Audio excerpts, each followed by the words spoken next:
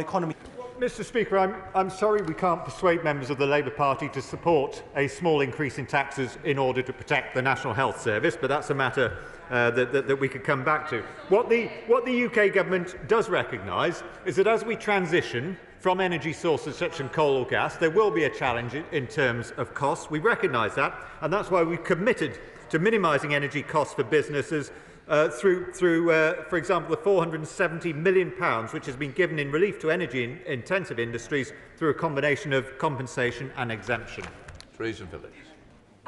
Will he ensure that the efforts the government's rightly making to decarbonise electricity generation does not unfairly disadvantage high-energy industries? Because if it does, we'll be exporting carbon emissions, not reducing them. The Honourable Lady is exactly right. The Government recognises that potential issue, which is why there has been, for example, £470 million provided to high-energy users through a combination of compensation and exemption. It's a very real problem that the Right Honourable Lady refers to, and one that is recognised and being dealt with by the Government. We now come to Shadow Minister Gerald Jones.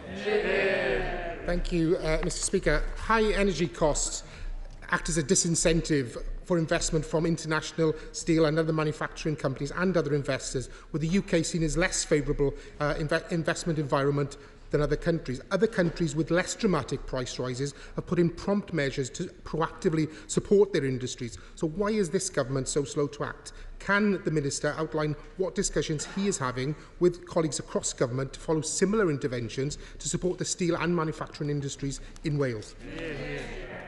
Mr Speaker, my right honourable friend and I have had and will continue to have a range of discussions with colleagues in other ministerial departments as to how we resolve this problem, but he will surely recognise that we are making a transition, a revolutionary transition from high carbon emitting sources such as coal and gas towards renewable energy such as wind or solar and possibly nuclear, and that they do come with costs. These are more expensive. Now, I believe that members on all sides, of the houses in this House, Mr Speaker, recognise the need to make that transition. The Government is leading that transition, and we are also putting in place schemes to support those who may face challenges as a result.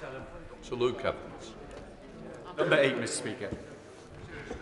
Thank you, Mr Speaker. My honourable friend Parliamentary Under Secretary and I have regular discussion with ministerial colleagues about cross-border connectivity, including the A5, which is a vital artery connecting North Wales to the West Midlands. Luke Evans. Grateful for his answer, and the A5 is a really important road joining Wales to England. There are pinch points all the way along, none more so than the most bashed bridge in Britain right in Hinckley in my constituency. RIS3 is going to be really important for joining up to Wales and England. So what conversations has he had with the Department of Transport for decision point 1 in March when it comes to deciding RIS3? I'm grateful for the question. I used to drive that road regularly when I was working in North Wales years ago. I met the Transport Secretary this week. Cross-border connectivity and this particular road came up in the conversation, and we are very conscious of the economic impact of making sure that these things are looked at in a holistic cross-border way. And of course, it has not helped that Welsh Government has decided to introduce a moratorium on road improvements in Wales. That slowed the whole business of economic recovery quite considerably. Chris Elmore. Number 9, sir.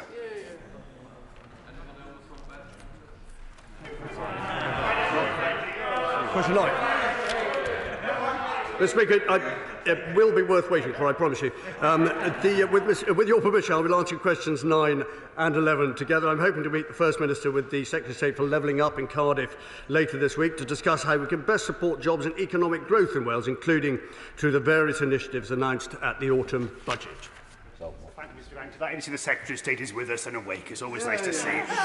On the Shared Prosperity Fund, rather than levelling up, because you didn't actually answer my question, Mr Speaker, we've seen months and years of dither and delay. We've seen questions in the Chamber from the member for Wrexham and Clwyd West today about when the Shared Prosperity Fund will be delivered and when we will have dates for local authorities in order to plan. So can the Secretary of State simply set out when the Shared Prosperity Fund will be confirmed, when the dates for bidding will take place, and when will local government get the information it needs in order to bid for this long overdue funding? Thank Thank you, Mr. Speaker. I have to say, in my conversations with 22 local authorities, they take a much more benign approach to the funding streams than the honourable gentleman does, and he obsesses with the UK Shared Prosperity Fund. We've been very clear about when that is coming through. Further announcements this year, and of course into next. But he deliberately ignores the Levelling Up Fund, the Community Renewal Fund, the Community Ownership Fund, and all of those other funds which have been such a success in Wales. And I say to him what I said to the honourable lady earlier. It would be a whole lot better for future investors and job creation if he spent a little bit more time championing Wales and a little bit less time criticising it. Well, the Secretary of State dodged that question just as he dodged question number 1. He knows there's a real dearth of information when it comes to the government's Shared Prosperity Fund, which needy communities across Wales desperately need. These same communities, they drove real change with European social funds, probably a better level up fund than the government could ever deliver. So this is a second chance. When are we going to get the detail? When are we going to get the dates so we can get on with planning in Wales and across the rest of the country to spend the Shared Prosperity Fund? I repeated the answer to this on countless occasions this morning, and we're looking at a whole range of funding provision in Wales. This has been a record settlement. The Chancellor was able to deal a record settlement. This is the best settlement for Welsh Government as well as local authorities for 20 plus years, and he should be acknowledging that. As far as a timescale is concerned, we have actually stuck to the timescales which we set out in numerous occasions in Welsh and other questions here today. So I can only say to him, and he really does need to change the record. We are now witnessing record sums of money going into parts of Wales which has never even qualified it before, and I have to say to him that is something we should be championing rather than denigrating. Simon Baines. Question number 10, please, Mr. Speaker. Mr. Speaker, Wales will benefit significantly from the Levelling Up Fund, with projects focused on delivering jobs, promoting growth and levelling up communities. And in Denbighshire and Wrexham, including my right honourable friend's constituency of Clwyd South, communities will benefit from over 16.4 million in UK government investment through round 1 of the Levelling Up Fund and the Community Renewal Fund. Simon Baines. Thank you, Mr. Speaker. How would the Minister assess the long-term economic, social and cultural impact and benefits arising from the Levelling Up Fund in Wales, particularly our Clwyd South bid, which he has mentioned, which will send a great deal of investment that is badly needed into the World Heritage Site at the Trevor Basin, projects in Llangollen and Chirk, and the steam railway and community in and around Corwyn? Mr. Speaker, the successful Levelling Up Fund bid at the Pont Cysylltu Aqueduct and the Canal World Heritage Centre will obviously maximise tourism in the area and provide significant long-term economic benefits to his constituency. However, it is just one small part of a much larger programme that includes the £121 million Levelling Up Funds, £46 million Community Renewable Funds, £2.5 billion extra money in block grant, a record block grant for the Welsh Labour government, showing that this government is committed to strengthening the union, supporting Wales and ensuring that jobs and prosperity flow to all parts of the United Kingdom. Chris Brown. Thank you very much, Mr. Speaker. One of the problems that we have in the Rhondda is that we have a large number of former disused coal tips, one of which, as the Minister knows, last year slid down into the river. It cost us £14 million to rectify that. We've got another 5 similar tips in the Rhondda. Can we please have some more money to make sure that we don't have another Aberfan disaster? Mr. Speaker, the honourable gentleman will be aware, as I said earlier on, that this is a devolved matter, but he'll also be aware that over £2.5 billion of extra money has been provided to the Welsh Labour government. Mr. Speaker, if there are dangerous coal tips in the honourable gentleman's constituency, then I would urge him to talk to his colleagues in Welsh Labour, ask them to provide the money and get the problem resolved as quickly as possible. So Led Saxby. Mr. Speaker. Thank you, Mr. Speaker. On my previous answer, I'm hoping to meet the First Minister later this week to discuss a range of issues. I'm sure the Honourable Lady would agree that the M4 is central to cross-border connectivity, and improvements are well overdue if we are serious about levelling up. Yeah. Lynn Saxby. Thank you, Mr. Speaker. I can see South Wales from my North Devon constituency, and I'm very keen to secure a ferry crossing from Ilfracombe to South Wales, popular on both sides of the Bristol Channel. with visions ranging from a Dylan Thomas literary tour through to a Barry booze cruise. Will the Minister meet with me to see how to progress this project? Mr. Speaker, I'm very happy to. It used to be a ferry from Tenby to North Devon back in the old days, and I'm very happy to see it. I'm very happy to see it reduced. I have to say, Mr. Speaker, that until Welsh Government honours its 2016 manifesto commitment to improve the M4, the quickest way of us visiting each other will be a 30-year-old ferry chugging across the Bristol Channel. Before we come to Prime Minister's questions, I would like to point out that the British Sign Language interpretation of proceedings is available to watch on the Parliament Live TV. We now come to Prime Minister's questions. Jonathan Edwards. Number one, Mr. Speaker. Mr. Speaker, this morning I had meetings with ministerial colleagues and others. In addition to my duties in this House, I shall have further such meetings later today. Jonathan Edwards. Diolch, Mr. Speaker. The Prime Minister will be aware of the considerable public concern in relation to the impression that significant political donations can help acquire a peerage. The Honourable Member for Nahigan and Ia will publish a bill later today which will prohibit large party donors from being nominated to the other place for a period of 5 years. Will he offer full government support to my honourable friend's efforts? Mr. Speaker, I will study his proposals with care when the parties opposite commit to stop taking funds from the unions in order to control our policies.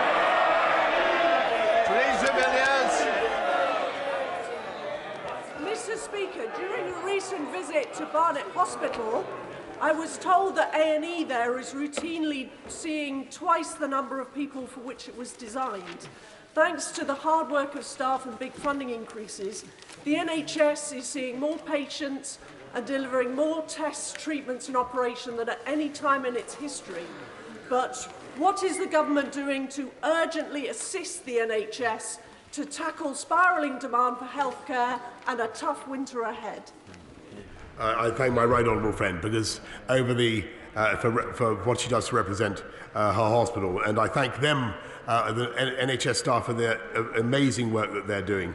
We're supporting them by recruiting, as she knows, 50,000 more nurses, putting another £4.5 billion into the NHS over the rest of this financial year. And the best thing we can do to protect our NHS over this winter is everybody to come forward and get their booster vaccination.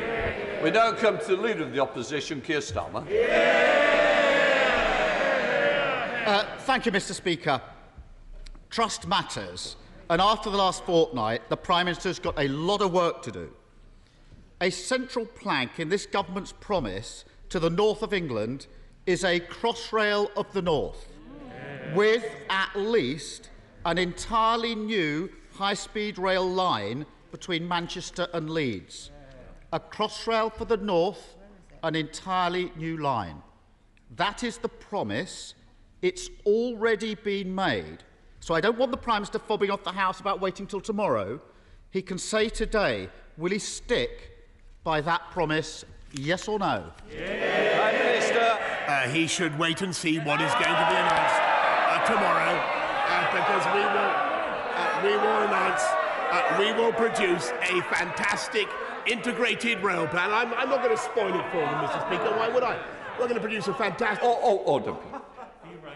I expect the front bench to behave better than what it is doing at the moment. If you don't want to listen to the answer, let me know now. I do, and I cannot hear when you all shout together. We want better politics. I expect better politics from both sides. Let's show a little bit more decorum than we're seeing at the moment. Prime Minister. Mr. Speaker, when we produce our integrated rail plan tomorrow, people across the House and across the country will see what we are doing to cut journey times, to make life easier and better for people in the North East, in the North West, in the Midlands, across the whole of the north of the country. Mr. Speaker, with the biggest programme of investment in rail for a century, Mr. Speaker, for a century. And what we are doing, Mr. Speaker, is we are giving people in those communities the same access to commuter-type services that people in the southeast of this country have felt entitled to for more than a century. And that is going to be levelling up across the whole of the UK, Mr. Speaker. Keir Starmer. Well, Mr. Speaker, that was a lot of words. but it wasn't a yes. So that's one important promise to the North that he won't stand by. Let's look at another. In February this year, the Prime Minister told this House, "I can certainly confirm that we are going to develop the eastern leg as well as the whole of HS2, the whole of HS2, a new high-speed line running continuously, no gaps, between Birmingham and Leeds." So will the Prime Minister confirm that he stands by that promise? Prime Minister. I'm afraid the right honourable gentleman is in danger of getting hoist on his own petard, Mr. Speaker. He needs to wait and see what we announce tomorrow, because I think he will find that the people of the North East, of the North West, the people of Leeds, the people of Nottingham, the people of Sheffield, and the people of the whole of the North West and the North East of this country will benefit massively from what we are going to announce. Keir Starmer. Again, Mr. Speaker, a lot of words, but not a yes. So that's two important promises to the North that he won't stand by. No wonder trust in the Prime Minister is at an all-time low. Across the country and belatedly across this House, there is now agreement that Owen Paterson broke the rules and that the government should not have tried to let him off the hook. Many members opposite have apologised.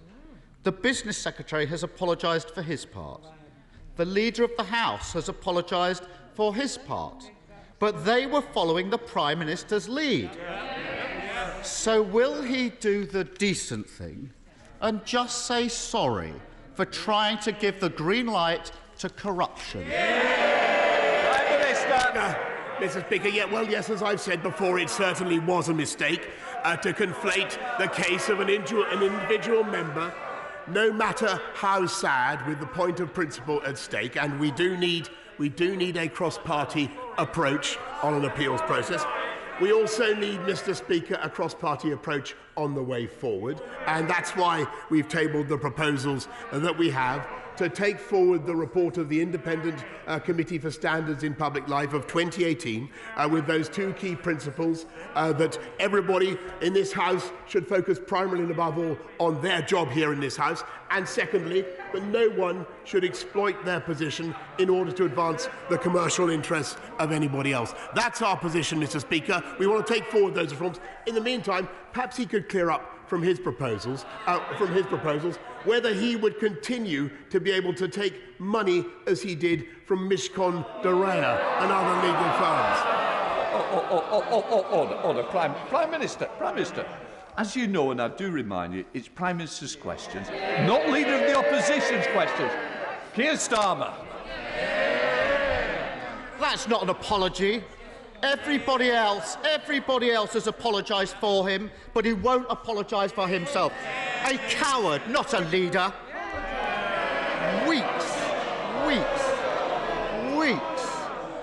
Weeks defending corruption. Yesterday, a screeching last-minute U-turn to avoid defeat on Labour's plan to ban MPs from dodgy second contracts. But waving one white flag won't be enough to restore trust. And there are plenty of opposition days to come. And we will not let the Prime Minister water down the proposals or pretend that it's job done. We still haven't shut the door on the revolving door where ministers are regulating a company 1 minute and working for them the next. There are plenty of cases that still stain this House. There are two simple steps to sorting it out: proper independence and powers for the Business Appointments Committee and banning these job swaps. Will the Prime Minister take those steps? Prime Minister. Mr. Speaker, I've called, as you know, and indeed you have called, Mr. Speaker, for a cross-party approach to this. And what I think we need, to do is to work together on the basis of the independent report by the Committee of Standards in Public Life to take things forward and indeed to address the appeals process. But what I think everybody can see, Mr. Speaker, is that in a classic lawyerly way, the right honourable gentleman is now trying to prosecute others for exactly the course of action that he took himself. And what I think the nation wants to know, because his register is incomplete, who paid Mishcon de Rea and who paid the 25,000? Who's paying him for his... Just a minute. Prime Minister, I don't want to fall out about it. I've made it very clear. It is Prime Minister's questions. It's not for the opposition to answer your question. Whether we like it or not, those are the rules of the game that we're all into, and we play by the rules, don't we? And we respect this House, so let's respect the House. Keir Starmer. Mr. Speaker, that newfound commitment to upholding standards didn't last long. Mr. Speaker, here's the difference. When somebody in my party misbehaves, I kick them out. When somebody... Order. Mr. Plum. Where's Rob Mr. Plum. And I don't think... Look, this is not good. We lost a dear friend. I want to show that this House has learned from it. I don't want each other to be shouted down. I want questions to be respected. I expect the public to actually be able to hear the questions and the answers, because I'm struggling in this chair. I need no more. Keir Starmer. Mr. Speaker, when somebody in my party misbehaves, I kick them out. When somebody in his party misbehaves, he tries to get them off the hook. I lead, he covers up. Let's try another issue. We know that Owen Paterson was a paid lobbyist for Randox. We know that he sat in on a call between Randox and the minister responsible for handling health contracts. We know that Randox has been awarded government contracts worth almost £600 million without competition or tender. Against that backdrop, the public are concerned that taxpayers' money may have been influenced by paid lobbying. There's only one way to get to the bottom of this: a full, transparent investigation. If he votes for Labour's motion this afternoon, that investigation can start. Will he vote for it, or will he vote for another cover-up? Prime Minister. I'm very happy to publish all the details of the Randox contracts, which have been investigated by the National Audit Office already. We're talking of cover-ups. I'm sorry, Mr. Speaker, but we still have not heard why the Honourable Gentleman will not tell... Order. Prime Minister, sit down. Prime Minister, I'm not going to be challenged. You may be the Prime Minister of this country, but in this House, I'm in charge, and we're going to carry on. End of that. Keir Starmer.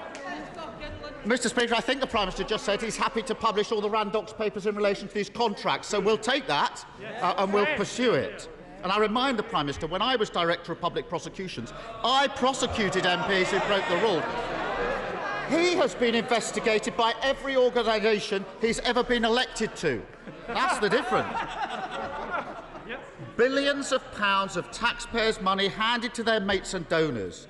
Tory MPs getting rich by working as lobbyists, one not even bothering to turn up because he's in the Caribbean advising tax havens. And the Prime Minister somehow expects us to believe that he's the man to clean up Westminster. He led his troops through the sewers to cover up corruption, and he can't even say sorry. The truth is that beneath the bluster, he still thinks it's one rule for him and another for his mates. At the same time as his government are engulfed in sleaze, they're rowing back on the promises they made to the North. And it's working people who are paying the price. Is it any wonder that people are beginning to think that the joke isn't funny anymore? Mr. Speaker, it is plain from listening to the right honourable gentleman that he seeks to criticise this government while refusing to explain his own position. And you've ruled on that, Mr. Speaker. You've ruled on that, Mr. Speaker, and I hear you. But his own misconduct, Mr. Speaker, is absolutely clear to everybody. His own misconduct is absolutely clear. And meantime, Mr. Speaker, we will get on a cross-party basis. We will get on a cross-party basis with taking forward the business that I've outlined, and we will get on with the business of this government, which is leading the country out of the pandemic. Prime Minister, I'm struggling to hear, and if it's correct what I've said, it was about Leader of the Opposition and misconduct. We can't or cannot accuse somebody of misconduct. Now, I may, and just before the Leader of the House gives me an answer, all I'm trying to say, I cannot hear. If it was said, I want it withdrawn. If it wasn't, I will accept it. I'm just a moment. Prime Minister, I can't. Mr. High Speaker, I referred to the right honourable gentleman's misconduct, because that is what he is guilty of. That is what he is guilty of.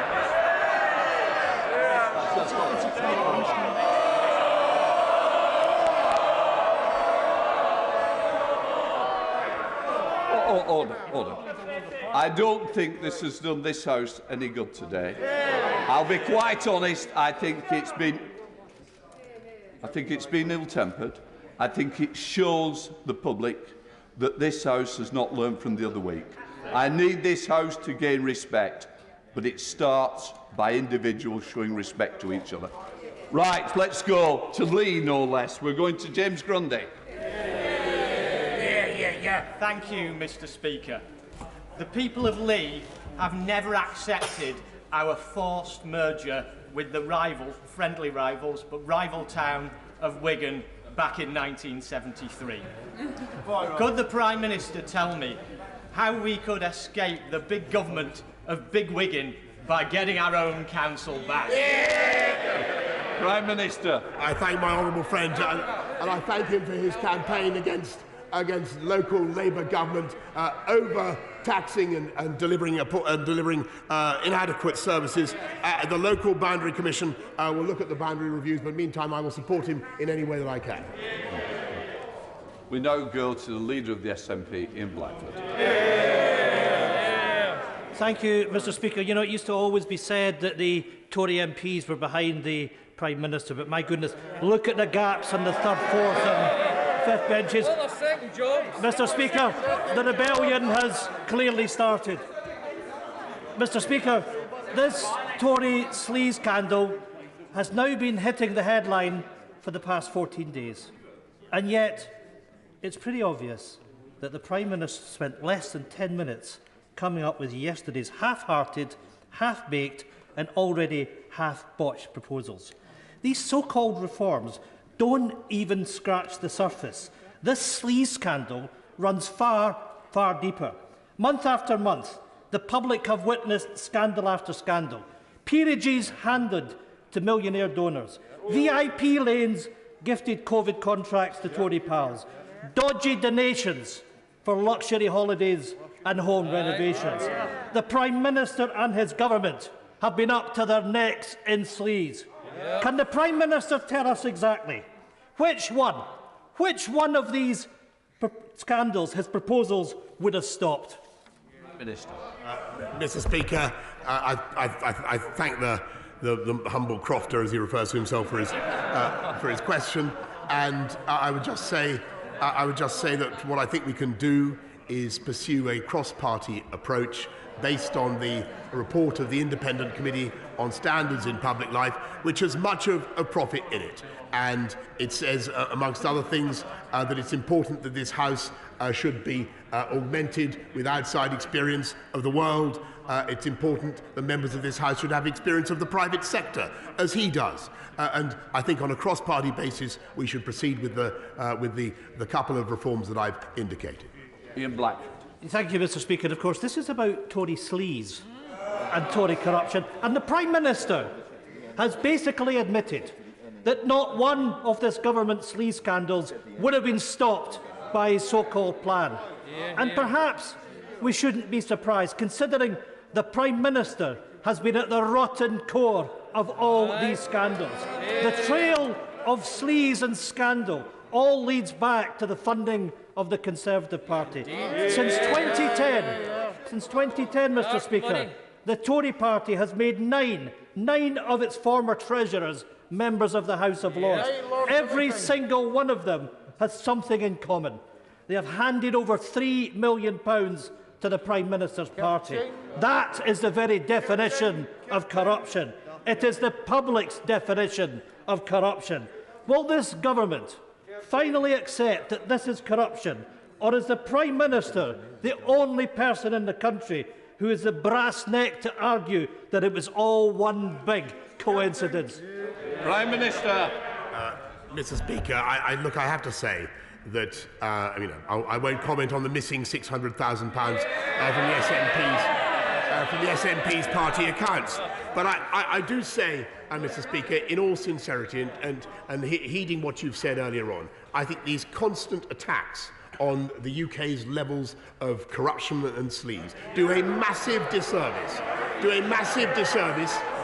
to billions of people around the world who genuinely suffer from governments that are corrupt, who genuinely have no ability to scrutinise their MPs, Mr. Speaker. This is one of the cleanest democracies in the world, and people should be proud of it. Simon Baines.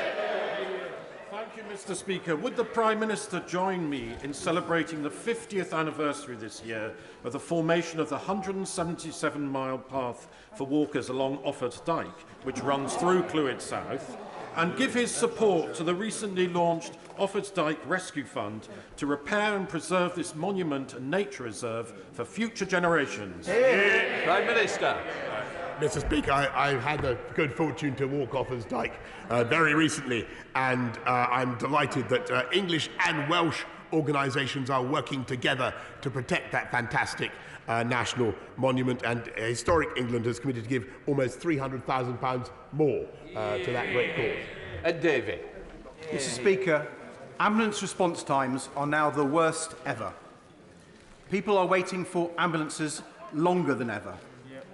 And with A&Es in crisis, patients are stuck in ambulances outside hospital longer than ever. Waiting times aren't statistics, they are people. People often in great pain and in danger. So why is this government closing ambulance stations in parts of our country? Why is the West Midlands Ambulance Service closing up to 10 community ambulance stations in Rugby, Oswestry and Craven Arms? With this health crisis for our ambulance services and in our A&Es, injured, sick and elderly people are being hit. When will the Prime Minister deal with this health crisis? Prime Minister. Mr. Speaker, I appreciate that ambulance crews and ambulance services are doing an amazing job, particularly at this time of year, and I thank them for what they're doing. We are supporting them with more cash. Another £450 million was awarded to 120 trusts to upgrade their facilities. And as he knows, we're putting another £36 billion into dealing with the backlogs, which is fundamentally affecting the NHS so badly at the moment, through the levy that we've instituted, which I don't think he supported. Andrew Jones. Thank you, Mr. Speaker. Domestic heating accounts for 30% of UK carbon emissions, and I support the government's incentive scheme to replace the old gas boilers with environmentally friendly alternatives. But now we're building more homes than we have for many, many years. Can we build upon the success of COP26 and ask really what is the progress that is being made on the standards for new build homes to make sure that our new homes are fit for the future? Prime Minister. I thank my honourable friend. He's totally right to focus on the issue of future-proofing homes and making them low carbon. And by 2025, our future homes standard will ensure that new homes produce at least 75% fewer CO2 emissions. Fairness. Thank you, Mr. Speaker. Last week I visited a GP practice in my constituency of Sheffield, Brightside and Hillsborough and was horrified to hear about the amounts of abuse staff are currently experiencing. Their workloads are under extreme pressure and this is not helped by the Prime Minister's demands about appointments, whilst he has still failed on his manifesto pledge to recruit 6,000 more GPs.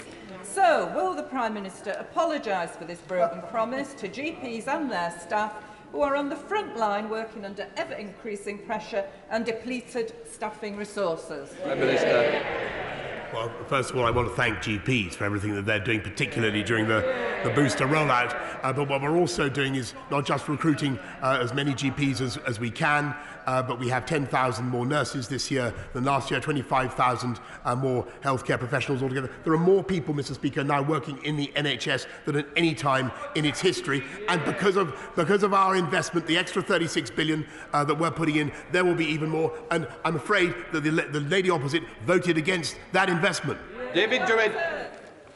Thank you very much, Mr. Speaker. Following on from COP26, can my right honourable friend confirm that maximising carbon capture and storage capacity across the whole United Kingdom is a priority for this government And, I mean, despite the doom and gloom and the words of rejection and snubbing from the SNP members opposite, can he also confirm that the Acorn carbon capture and storage and hydrogen project in my constituency of Banff-and-Buchan has a key role to play in this country's future carbon capture and storage capacity targets to meet net zero? I thank my honourable friend, and he's quite right to champion carbon capture and storage, which has a great future in Scotland, in spite of all the gloomstering of the party opposite. The Scottish cluster remains on the reserve, and we will continue to study it, and we hope to bring it forward in due time. Murray Glendon. Thank you, Mr. Speaker. The River Tyne, with its world-renowned offshore and subsea sectors, has been repeatedly sidelined by this government, despite me and others constantly lobbying ministers for investment that would massively increase employment opportunities and help the UK's transition to net zero. However, Mr. Speaker, I'm very excited to see our voice is now being magnified by a new Tyne task force set up by the local authorities, the port, businesses and the combined authority. So will the Prime Minister, here and now, commit his government to work with us to realise the full potential of our great river? Prime Minister. I thank the honourable lady for her question, and she's absolutely right that the River Tyne is a massive economic asset for the whole of the North East. It has suffered from historic contamination, but we're going to work with the North East Local Enterprise Partnership to invest another £6 million to help develop clear plans for sustainable economic growth along the whole of the estuary. Henry Smith. Thank you, Mr. Speaker. Crawley constituency was one of the most negatively affected by the COVID-19 pandemic, but thanks to significant support from this government, we are seeing recovery, unemployment now beginning to come down, and we look to a confident future. In that vein, will my right honourable friend please look favourably on Crawley's Platinum Jubilee city status bid? Minister. Well, I'm very grateful to my honourable friend. I wasn't aware until today that Crawley was bidding to become a city, but I will look at it. I will look at it very carefully, Mr. Speaker, and I'm sure there is an excellent case in there somewhere. David Linden. Thank you. Speaker, every year 100,000 babies are born premature or sick in the UK and admitted to neonatal intensive care units. The Prime Minister will be aware that today is World Prematurity Day. Now, there's cross-party agreement in this House to bring forward neonatal leave and pay. So rather than wait for a complex, controversial employment bill, will the Prime Minister bring alongside a standalone bill to legislate for this, so that next World Prematurity Day the 100,000 babies and their parents don't have to choose between spending time in the hospital or unpaid leave from work? I thank the honourable gentleman. I know he's a passionate campaigner in this area, and one way or another, and I'll get back to him on the exact way, Mr. Speaker, we will legislate to allow parents of children in neonatal care to take extended leave, giving them more time during the most vulnerable and stressful days of their lives. Chris Larson. Thank you, Mr. Speaker. Further education colleges like Hotwood Hall in my Hayward and Middleton constituency will play an essential part in building back better. The team at Hotwood have supported over 8,000 learners on courses as diverse as small business management and animal management, as well as 6 new T-level courses. So, can I invite my right honourable friend to come and visit the inspirational team and the students at Hotwood Hall, and as a special treat, come and see Middleton's very own flamboyants and flamingos and our endangered potoroos?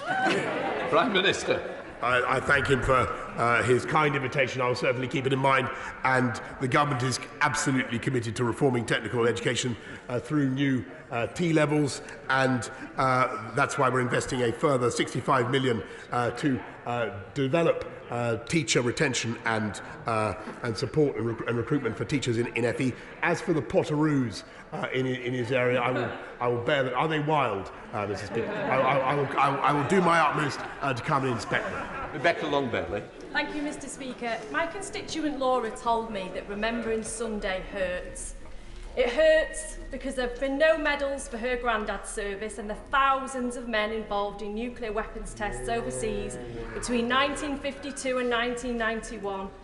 It hurts because studies of such veterans have shown increased miscarriages, increased birth defects, and the same rate of genetic damage as clean-up workers at Chernobyl. And it hurts because the UK is the only nuclear power on earth who has denied recognition.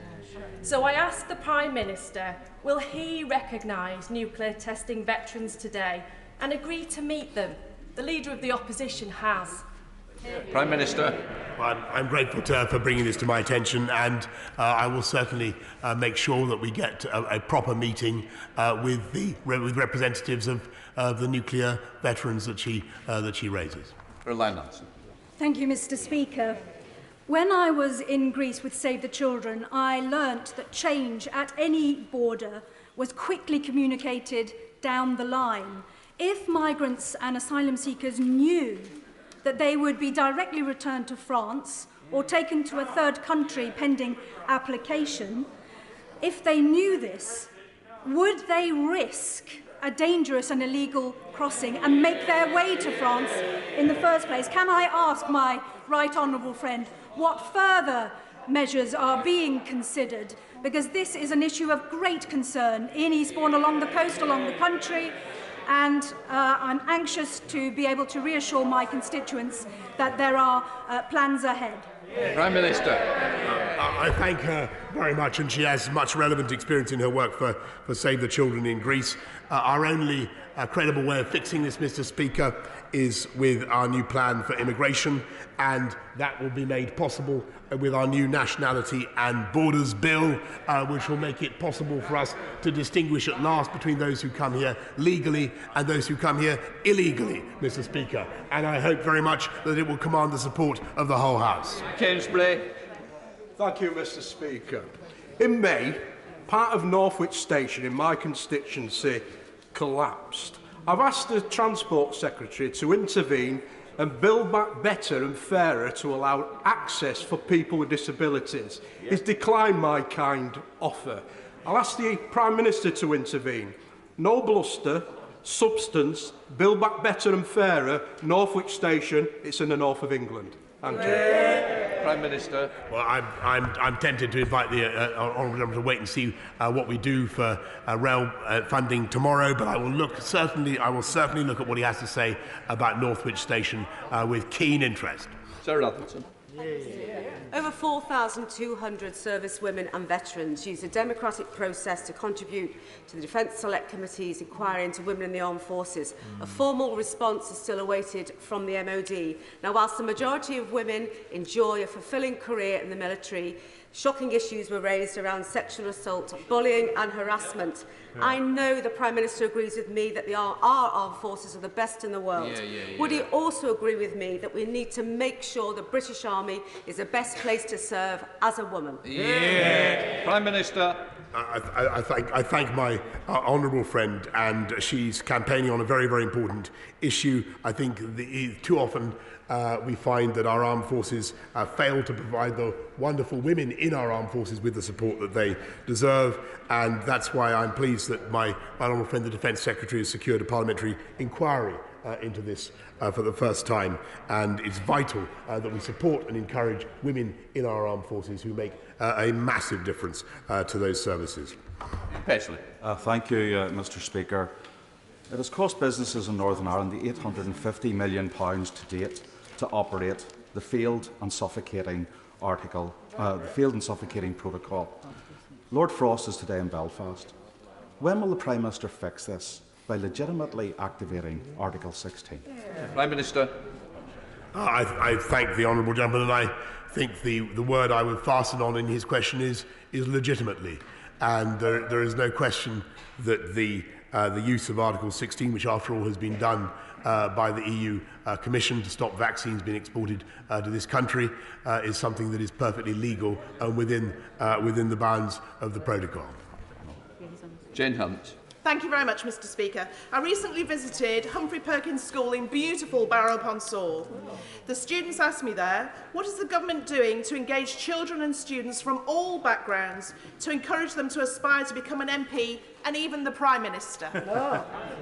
Prime Minister. I think what I would say to my honourable friend and her students is that nothing that is said or that takes place in this House none of the argy-bargy, the repartee, the occasional abuse to which we subject each other, Mr. Speaker, should in any way deter anybody from seeking a career in politics, because it is a wonderful privilege, and we are all, Mr. Speaker, very lucky to be here. Sting Jardine.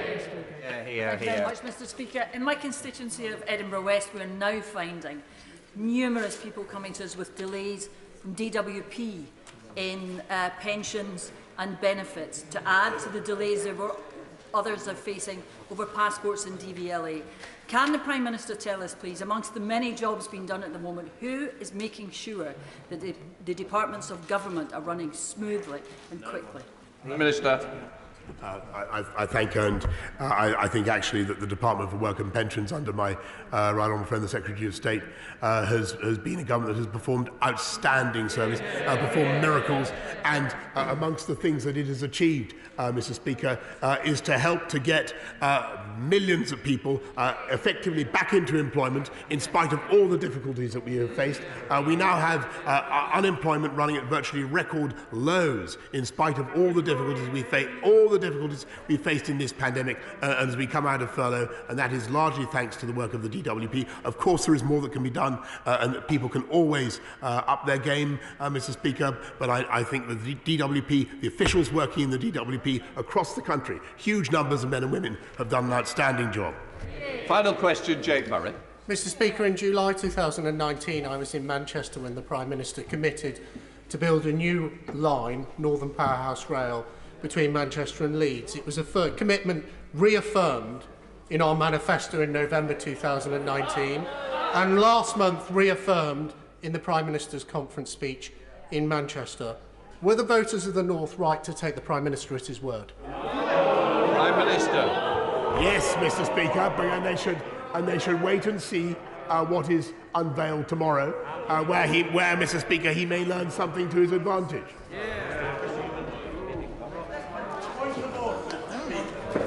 A point of order, Michael Fabricant. Thank you very much, Mr. Speaker. I've just received on the wires that the Leader of the Opposition, and I didn't hear this at the time because of so much noise, called the Prime Minister a coward. Surely that is in breach of Erskine May and improper and should be withdrawn. Can I say there was a lot of language that I couldn't hear today, and I certainly don't want words. Coward is not what is used in this House, and I'm sure that Leader of Opposition would withdraw it. I withdraw it, but he's no leader.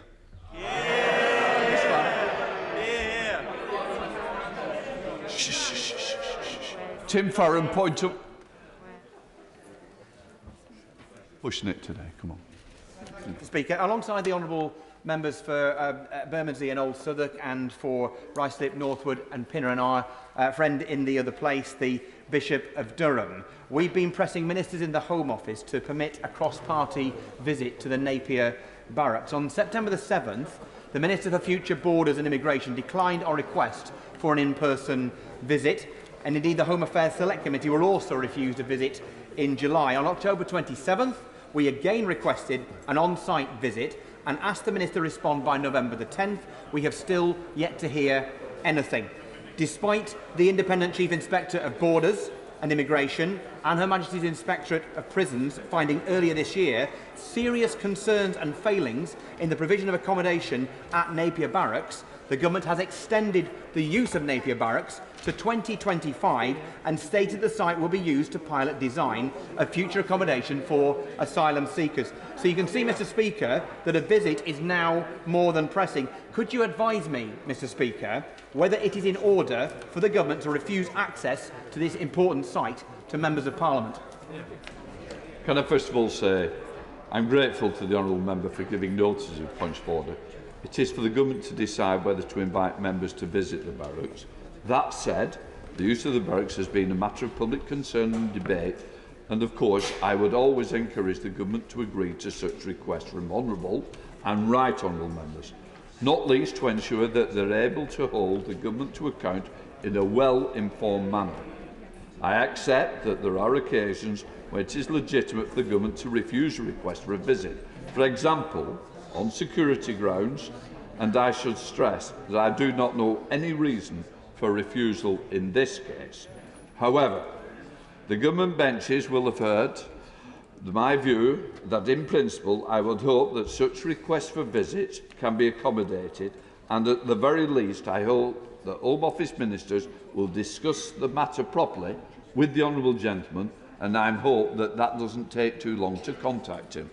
Point of order, Martin Docker, to use. Grateful, Mr Speaker. I had no intention to make a point of order until I heard the Prime Minister's answer to my honourable friend, the member for Wrexham, in relation to their chairing the subcommittee on women in the armed forces. The Prime Minister indicated a parliamentary inquiry, I think, based on that report. Given that we've seen a tenfold increase in the reporting of rape and sexual assault of women under the age of 18 in the armed forces, can you advise the House why the Government and the Prime Minister today making a statement, not meeting the demands of my right honourable friend, the member for Wrexham, and also implementing the Wigston review? What I would say is, it's a continuation of a question earlier. What I would say is we do take seriously the point that's been made. What I would say is the member concerned, the member for Wrexham, if she feels that she needs a statement or an UQ could possibly be an answer to her wishes to continue it, I'm sure that it could be looked favourable upon. Right, no further points of orders. We now go, well, it's very quiet. I now go to the presentation of the bill. Angus Brendan McNeill.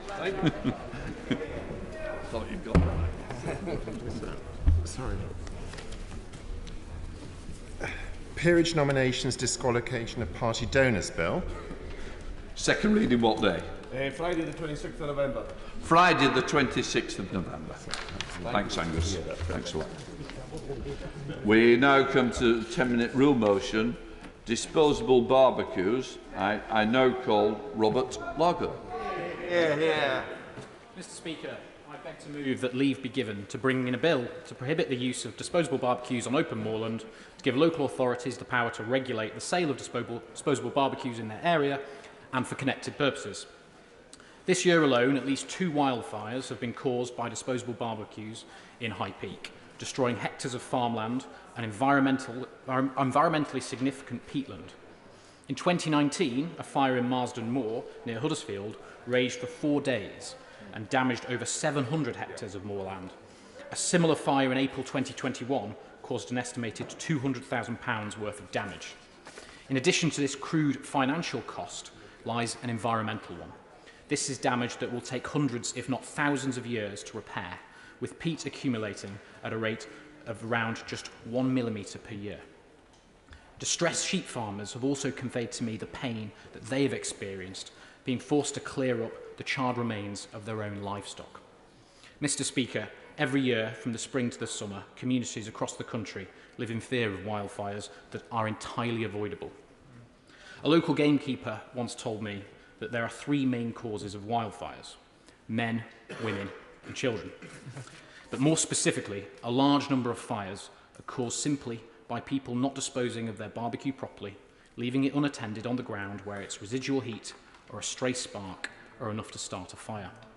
Mr Speaker, the aims of this bill are simple: to reduce the risk of wildfire and protect our beautiful countryside, to protect local communities faced with the threat of wildfires, to protect hard-pressed farmers' livelihoods, and to protect carbon-capturing peatland, which is so vital in our fight back against climate change.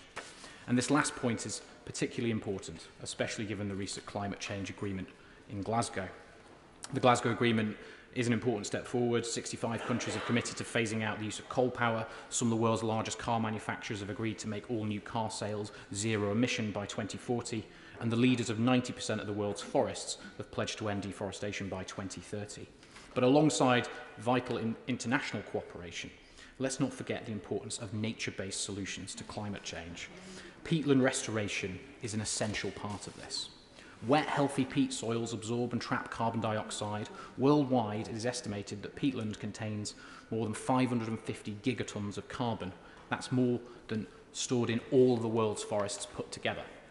In regulating the flow of groundwater, restoring peatland also reduces the risk of flooding, improves water quality and enhances biodiversity. Since being elected, I have actively campaigned for the restoration of our local peat moors. I used my very first question in this House on this subject, and I'm proud to have secured a significant increase in funding for this vital work. I wholeheartedly welcome the government's England Peat Action Plan to restore, sustainably manage and protect peatland, as well as the increase in the Nature of a Climate Fund to £750 million by 2024-25, with the aim of restoring 35,000 hectares of peatland across England.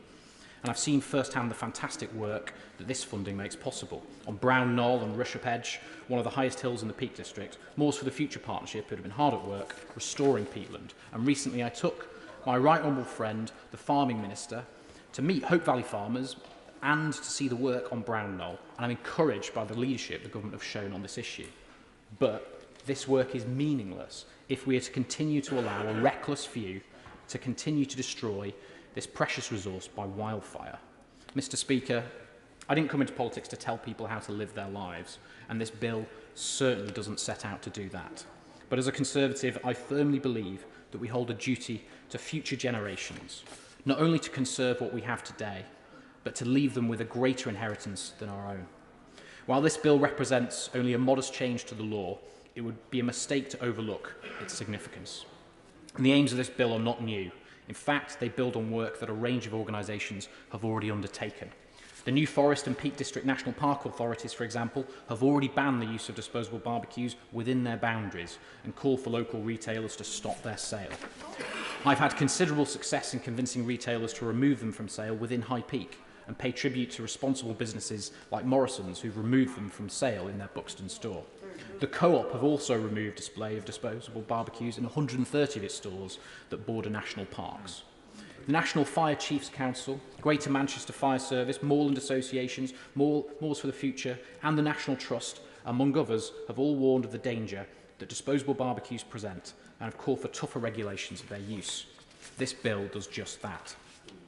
While the Countryside Code already sets out an expectation that visitors should only barbecue where it has been deemed safe to do so, there is no law that enforces this guidance. Without one, there is widespread confusion and ignorance, sowing the seeds for future wildfires. This bill seeks to clarify the law, banning the use of disposable barbecues on open moorland. I'm incredibly grateful to colleagues on both sides of this House for the positive cross-party support that this bill has received. I've worked hard with a range of partners to ensure that this bill is fit for purpose, and I will keep working in a bipartisan spirit to do so. I'm aware that, as a 10-minute rule bill, there is little chance of this bill progressing into law at this stage. Nonetheless, I seriously urge the government to listen to the concerns raised in this bill and to act on disposable barbecues, as well as redoubling their efforts to promote and educate people on the Countryside Code. To prevent wildfires, to protect farmers' livelihoods and to build up our existing defences against climate change, this bill presents a small but significant way forward. Mr. Speaker, with this in mind, I humbly request for this bill to be given due consideration and to be passed into law. Can I first of all say personally thank him for the bill, as he knows I was affected with those severe moorland fires in my constituency. That the honourable member to have leave to bring in the bill. The question is that the honourable member have leave to bring in the bill. As many of that opinion say aye. Aye. The contrary, no. I think the ayes have it. The ayes have it. Who will prepare to bring in the bill? John Barron, the Right Honourable Karen Bradley, the Right Honourable Damien Green, Andrew Gwynn, Simon Hoare, Helen Hayes, Kevin Hollinrake, Simon Jupp, Jason McCartney, Manira Wilson, the Right Honourable Sammy Wilson and myself, Mr. Speaker.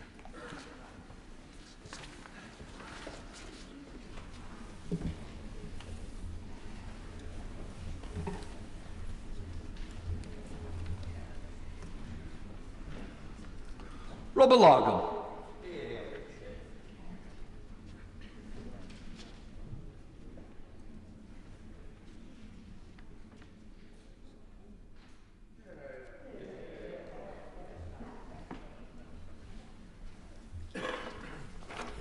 Disposable Barbecues Bill.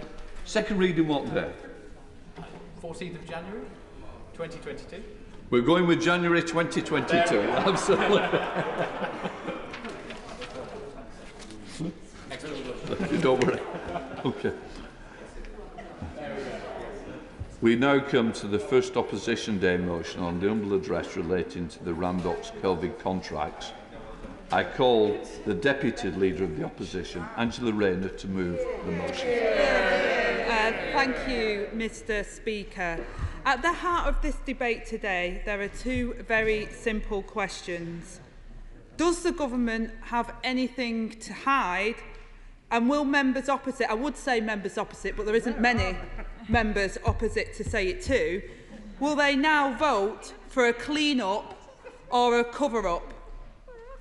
Mr. Speaker, the Prime Minister just minutes ago said, in an answer to my right honourable friend, the Leader of the Opposition, I'm very happy to publish all the details of the Randox contracts. If that is the case, Mr. Speaker, then he should vote for our motion today and publish all of the documents and correspondence related to the Randox contracts and the dodgy lobbying that went on around them. Because the motion before the House is very simple. We already know that the former member for North Shropshire broke the rules on lobbying. We already know that Randox was awarded nearly £600 million of taxpayers' money without a tender. We already know that Randox were awarded a second £347 million contract, having failed to deliver on a previous £133 million contract. And we already know this decision was made after a conference call involving the then member for North Shropshire and the Health Minister, Lord Bethell. Mr. Speaker, what we don't know is what happened in those meetings. Who else was present? What was discussed? And what was decided? I'll happily give way. Thank you, Mr. Speaker. My honourable friend makes a really interesting point about who was at the meeting. It isn't just a convention, it's an absolute necessity that when a minister meets with a member of parliament or indeed outside bodies, that they're accompanied by civil servants who would take a note and a record of that meeting. Can we be certain as to whether the minister was accompanied by such a civil servant who took those notes?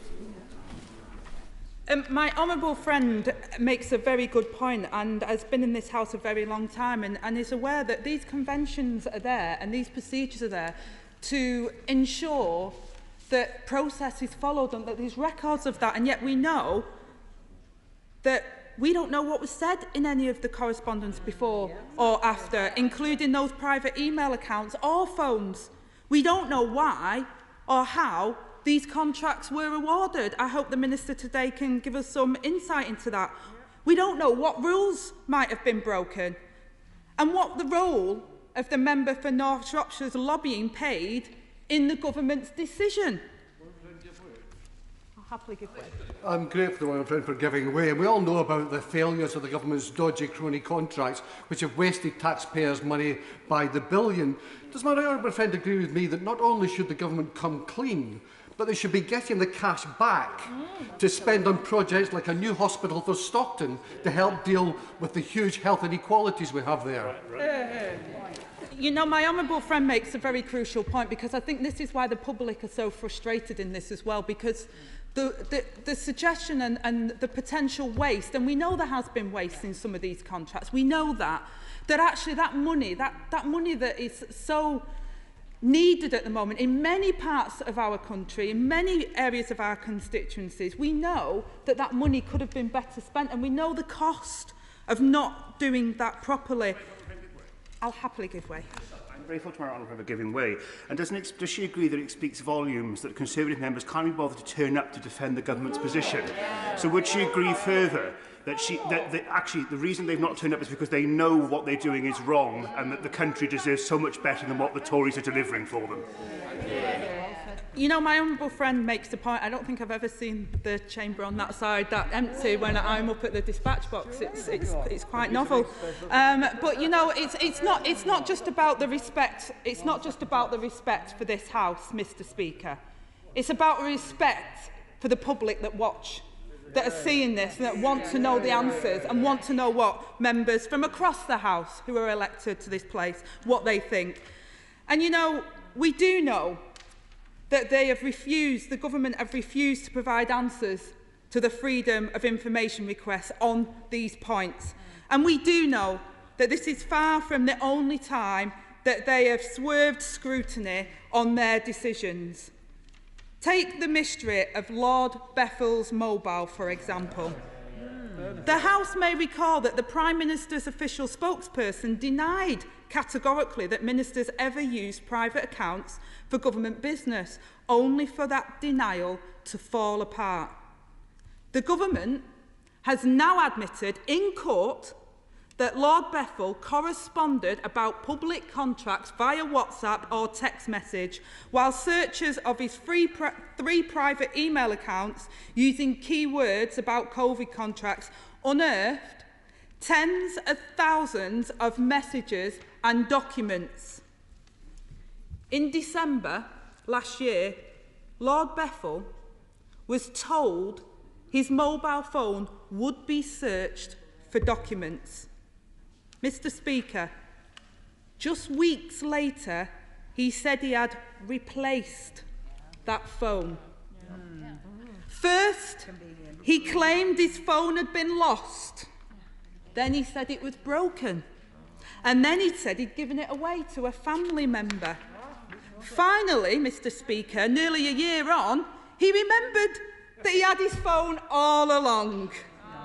But unfortunately, Mr. Speaker, he was in the habit of deleting his entire WhatsApp history, and sadly, the relevant messages may have been lost.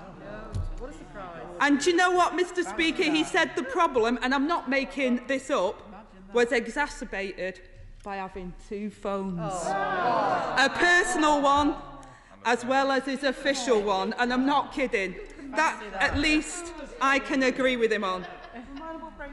I'll happily give way, yeah. Well, Honourable Friend, join me in congratulating the Good Law Project, who started to close the net in on Lord Bethel and started to unearth all of these kind of burner, drug dealer type actions of the Minister. I thank my honourable friend for mentioning the Good Law Project, because it's absolutely right. And, you know, we've seen that actually, you know, we've said over the last couple of weeks on some of the issues around sleaze and the conduct and corruption that we've seen, is actually there's many organisations, there's many people across this country, and the Prime Minister said at Prime Minister's questions about how, you know, sleaze and corruption and how that's affecting the UK. Well, I say to the Prime Minister and I say to members opposite, it's not the UK that's sleazy and corrupt, and we've seen that by the way in which the UK has responded to the sleaze and corrupt. It's this government that is sleazy and corrupt. I give way. Right, Honourable Lady Goodman, this government, the problem is it rots from the head down. So until the Prime Minister actually gets a grip of his act, and bear in mind he's the MP who's been 3 times in front of the sleaze watchdog and had a corrupt track record as the London Mayor, then we cannot stand on a global stage and say we're not a corrupt country until he himself is cleaner than clean. I thank my honourable friend for his intervention, because this is absolutely right, and this it goes to the nub of what the problem is the Prime Minister, even today, even when asked by my honourable friend, the Leader of the Opposition, to apologise, even when his ministers and his cabinet ministers have already apologised, and members of the opposite benches won't even attend today because they're embarrassed by their government's actions, he still has refused to accept his responsibility in it. And this is why we're calling for transparency today. Frankly, yeah, I'll happily give way. Thank Honourable Friend for giving way. And while we're on the subject of the companies which were awarded contracts, I'd like the Minister to think for a moment about the companies that were not awarded contracts. Arco, in my constituency, is a company which is known as being the UK's leader in safety equipment, the leader in safety equipment. They had a warehouse full of PPE equipment that they would have been willing to give out to the NHS, but for some reason they couldn't find their way through the maze and the bureaucracy involved in giving contracts being awarded by the government, and instead we hear about these companies being awarded contracts who have no record of expertise or knowledge, and yet companies like Arco being denied. How can that be right, Mr. Speaker? My honourable friend makes a very important point, and this is the distinction between what we've heard from other companies who, another organisation who have experience in the field, who feel like they were blocked and there wasn't a transparent process for them to go through. And yet we've seen concerns about how procurement decisions were being made for these companies and companies like Randox with a lack of any paper trail showing that they were made properly. How is that fair? So the question is very simple. What are the ministers hiding? I'll happily give way. And isn't that the nub of the point, that the fact that ministers are using WhatsApp messages to make contracts is a way of circumventing the procurement process that is there to protect the probity of government spending, and that is why we should be challenging these things as firmly as we can. My honourable friend makes a very good point. And probative, they've got nothing to hide, and no rules were broken. Then ministers would surely be happy to publish the details of these meetings and the correspondence. But, Mr. Speaker, they have refused time and time again. So today, we've tabled this motion and we will put it to a vote. Because the only logical conclusion is that there is something to hide. That the dodgy lobbying at the heart of this scandal has played a part in how vast sums of taxpayers' cash has been spent. Will honourable friend give way before she moves on? Yeah, I'll give way to my honourable friend. Thank my right honourable friend for giving way. She's making a very strong case indeed for reforming this rotten process. Does she agree with me that when this House granted that government over there the powers under emergency legislation to handle the procurement of important medical supplies, they did not expect for 1 second this orgy of procurement outrages, this feeding frenzy of money for their friends and their donors, this ransacking of public money to help their own that we have seen. The honourable member makes a crucial point, and I say it again, and in all my time since I've been in Parliament, I've never seen the benches opposite so empty, and I will be graceful to a number of honourable members on those benches who have expressed both public and in private their concerns around this issue as well. And I urge honourable members from across the House to look at this issue, not necessarily in party political sense, but in the damage it's done. The damage it's done. And the Prime Minister says at PMQs about the UK and sleaze and corruption. Well, the Prime Minister has brought that to the UK and has undermined, and even former Conservative Prime Ministers have raised concerns regarding the Prime Minister's conduct. So I don't want to make it too party political, because I can see from the sparseness of the benches opposite that actually I suspect many of those honourable members absolutely agree with us. Right, honourable friend, I'm listening with interest, great interest, to the very good speech she's making. I've actually been in the House a bit longer than her. I came in 1979. Mr. Speaker, I've never seen anything like this. I think it is an honourable thing for every member to do to champion firms in their constituency. I tried to help businesses in my constituency get audits at this time and could not get through. It wasn't a level playing field. Mr. Speaker, can I remind the leader, the Deputy Leader of my party, that I have been here all this time. I have never seen this determined boycott of an important debate on an opposition day in all my years in the House.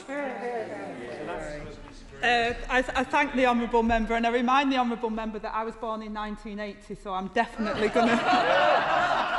And I also remind the honourable member that I'm a grandma as well, and my granddaughter's 4 next week, so he has considerable more experience than this granny, so I will bow down to his better judgment on that.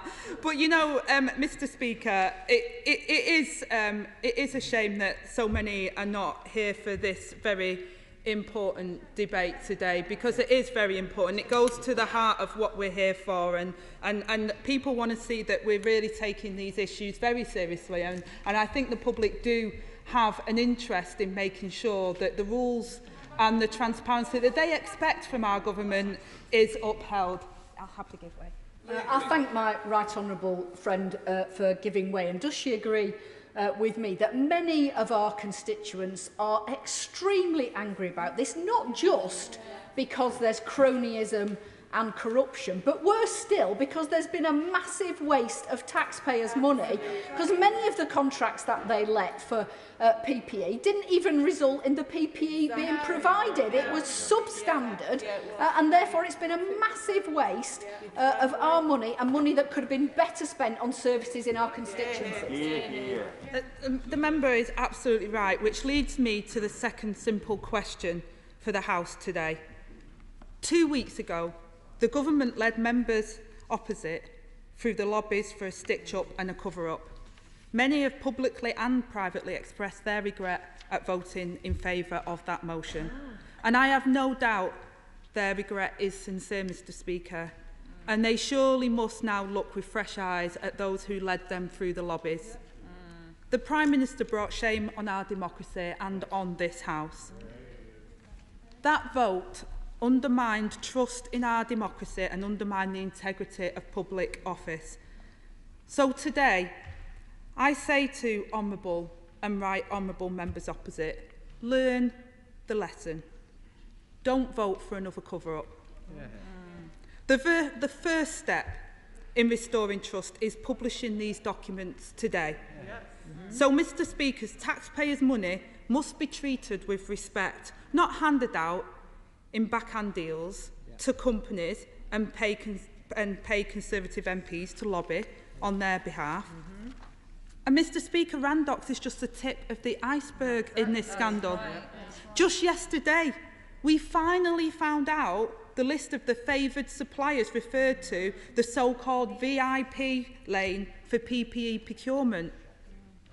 The information that ministers have failed to release on their own accord, despite a ruling from the Information Commissioner, and that we only found out due to a leak.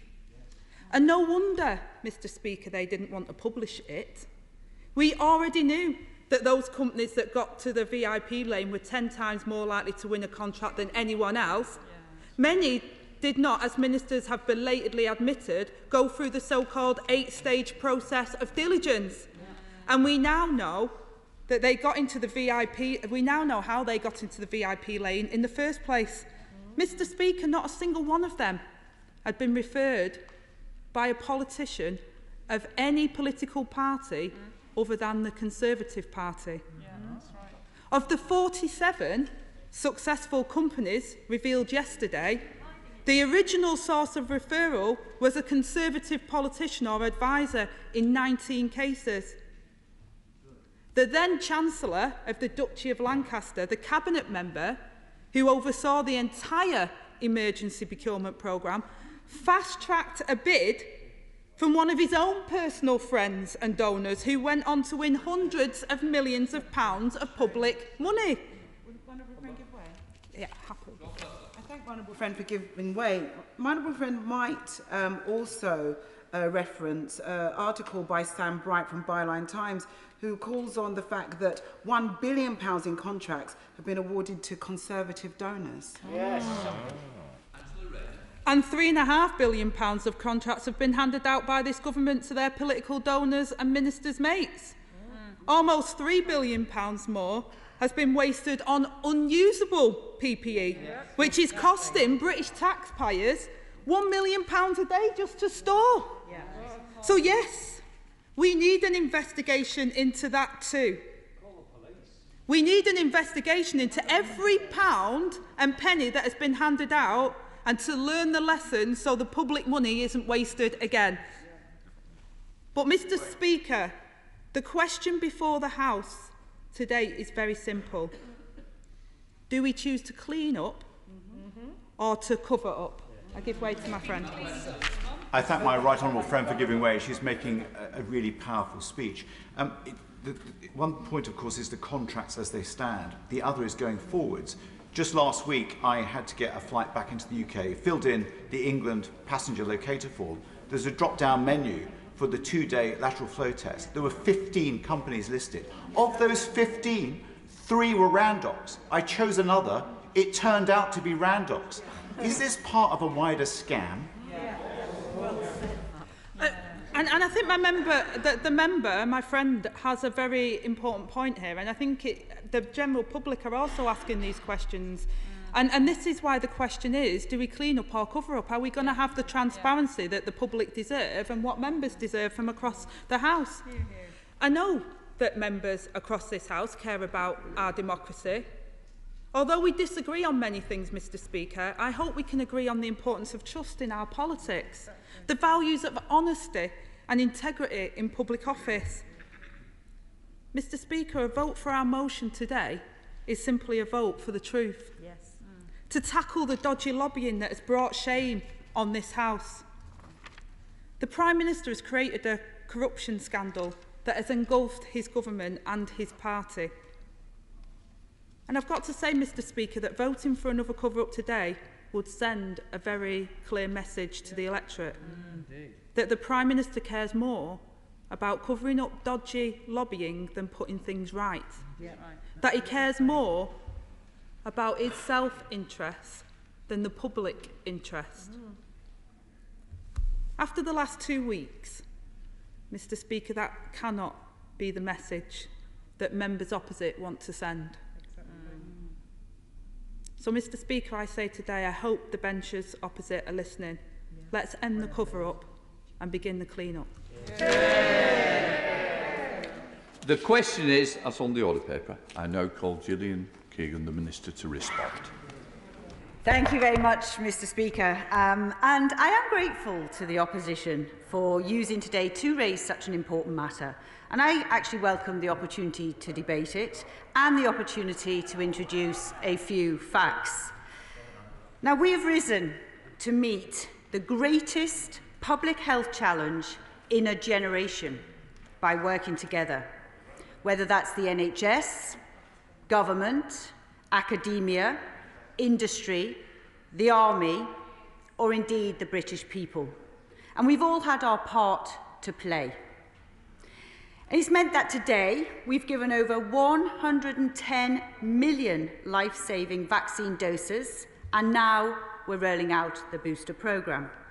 We've launched game-changing treatments like dexamethasone and Ronapreve. And of course, we have built the largest testing infrastructure in Europe with the newfound ability to test millions of people in a single day. I'm very happy to give way. Minister, for giving way. Can I ask the Minister, why didn't we use existing infrastructures that existed when we were building the system? It's a very good question. It's one that I asked. So I think it's very important that we look at what we actually did. The equipment we had was in our universities. Some was in our NHS labs as well.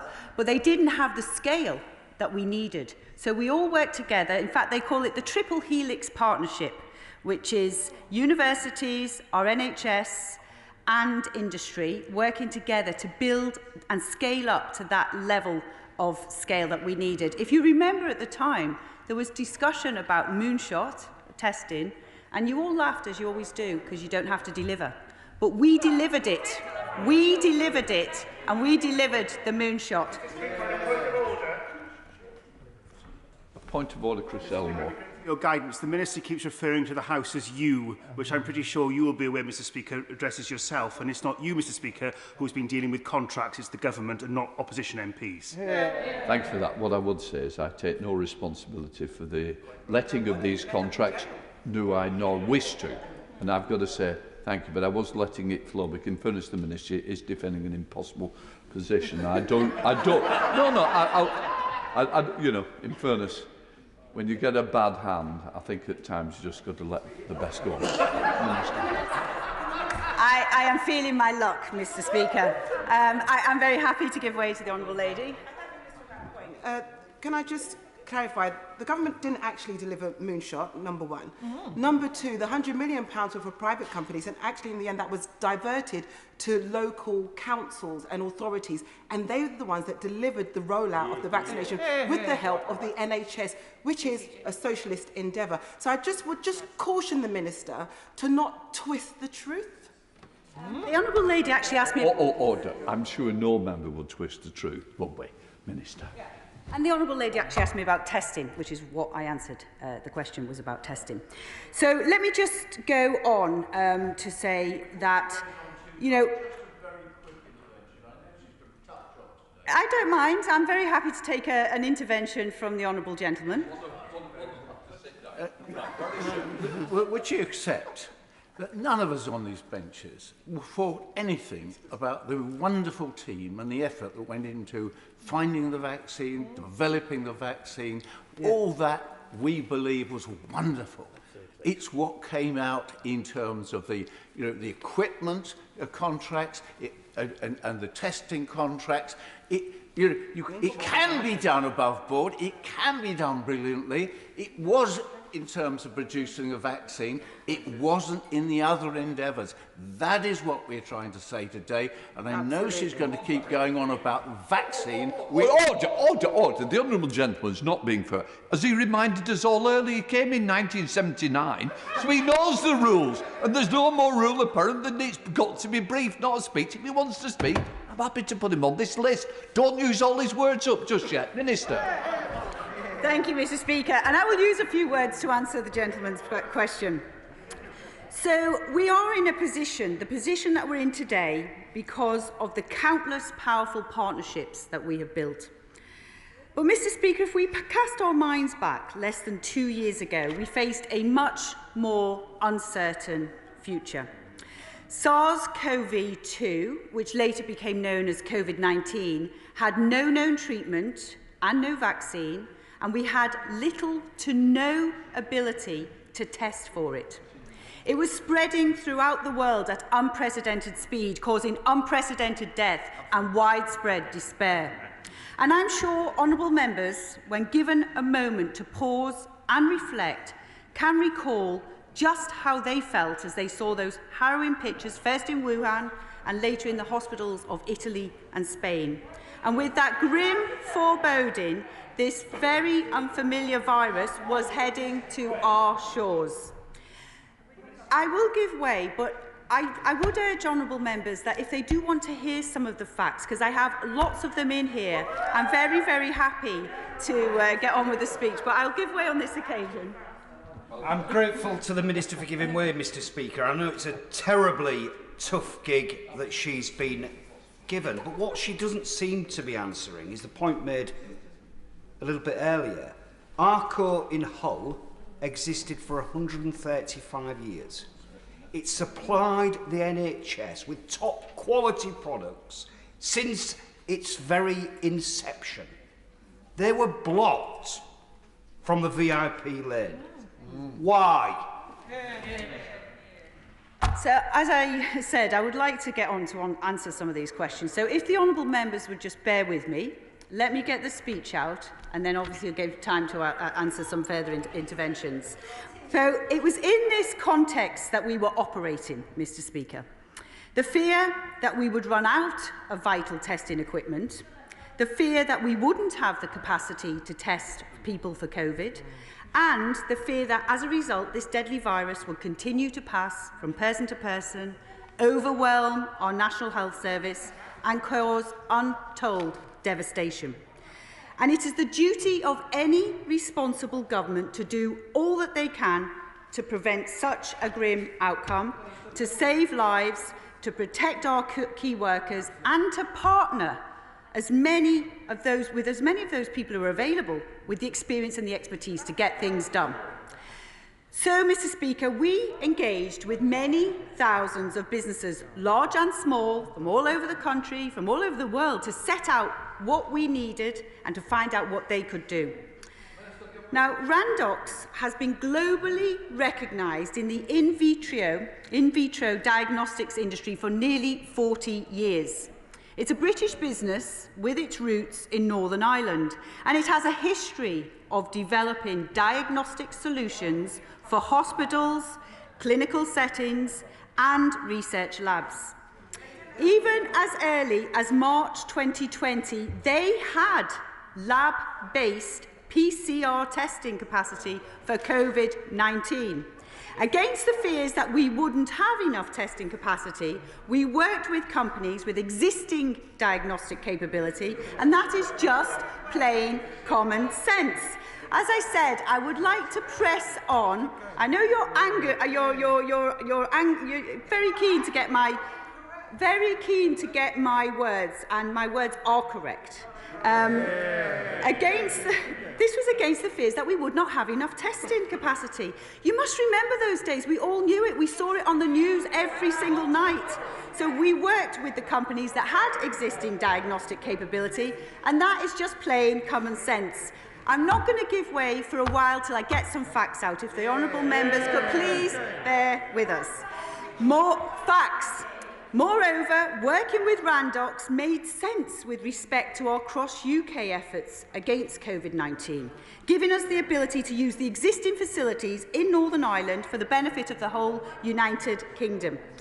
So, initial contracts with Randox were procured under regulations which allow us to marshal goods and services with extreme urgency in exceptional circumstances. And these were extremely exceptional circumstances, Mr. Speaker. And there is no question that Randox has played its part. The initial challenge they faced were the challenges facing governments the world over, a shortage of machinery and transport. Yet they quickly overcame them to play a critical role in our pandemic response. Now, an independent assessment, which the Honourable Lady might like to read, in June 2020 found that Randox was ahead of all other labs in terms of their process, their plans and their reporting. And so a 6-month extension was agreed in September 2020. And by March this year, Randox were actually exceeding their contract targets. I'll get the target out and then I shall let the gentleman intervene. The target that they actually exceeded, which was their contract targets, and this was mentioned by the Honourable Lady, was processing more than 120,000 tests in a single day. I'm happy to give way. I'm grateful for the Minister for running through the dates. She may recall that the Secretary of State for Health came to this House in, I believe, July of last year to announce that 750 Randox tests had to be withdrawn that were being used in care homes because they were faulty in care homes, Mr. Speaker. Subsequent to that announcement, the government awarded a £350 million contract to Randox. Why? Why? Because they were trying to get as many tests out as possible. As I said, they processed more than one. So to date, Randox have carried out over 15 million tests for COVID-19. Just to put into context, 15 million tests. And they've identified over 700,000 positive cases. That's 700,000 people who might otherwise have gone on to spread the disease, which, as a result of this testing capacity, received the right advice to isolate, protecting their friends and family and society at large.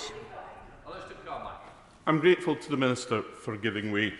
I'm prepared to take at face value everything she says about Randox, but it does then raise in my mind the question what exactly benefit they had from engaging the services of Owen Patterson.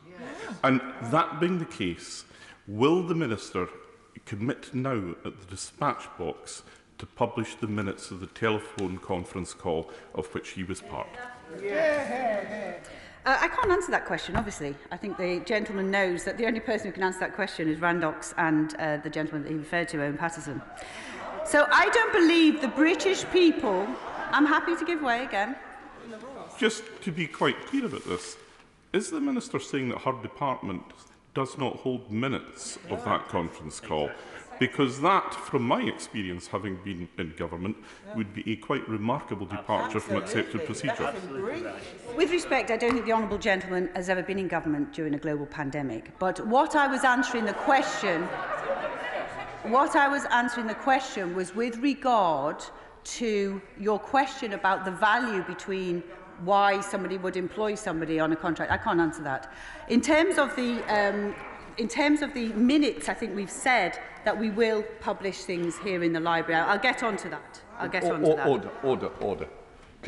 Can I say, it's a very interesting question, and I know the Minister's been put on point with the answer, that meetings should be logged and minutes should be held of official meetings.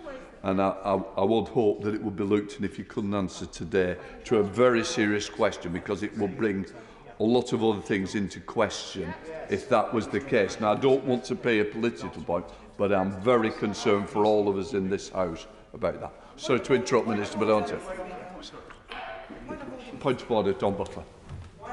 Mr. Speaker, can you just make it absolutely clear, I mean, I have been in government, that regardless whether we're in a pandemic or not, that ministerial meetings are, there's an agenda, there's a civil servant there, regardless if there's a pandemic is not an excuse for not recording minutes of meetings, Mr. Speaker. In fact, to answer that point of order, I would have thought it's more important that you actually hold meetings on the basis we're in a pandemic, so we can refer back to. So I am very, very concerned, and I don't want to put anybody on the spot, but at some point it does need to be clarified.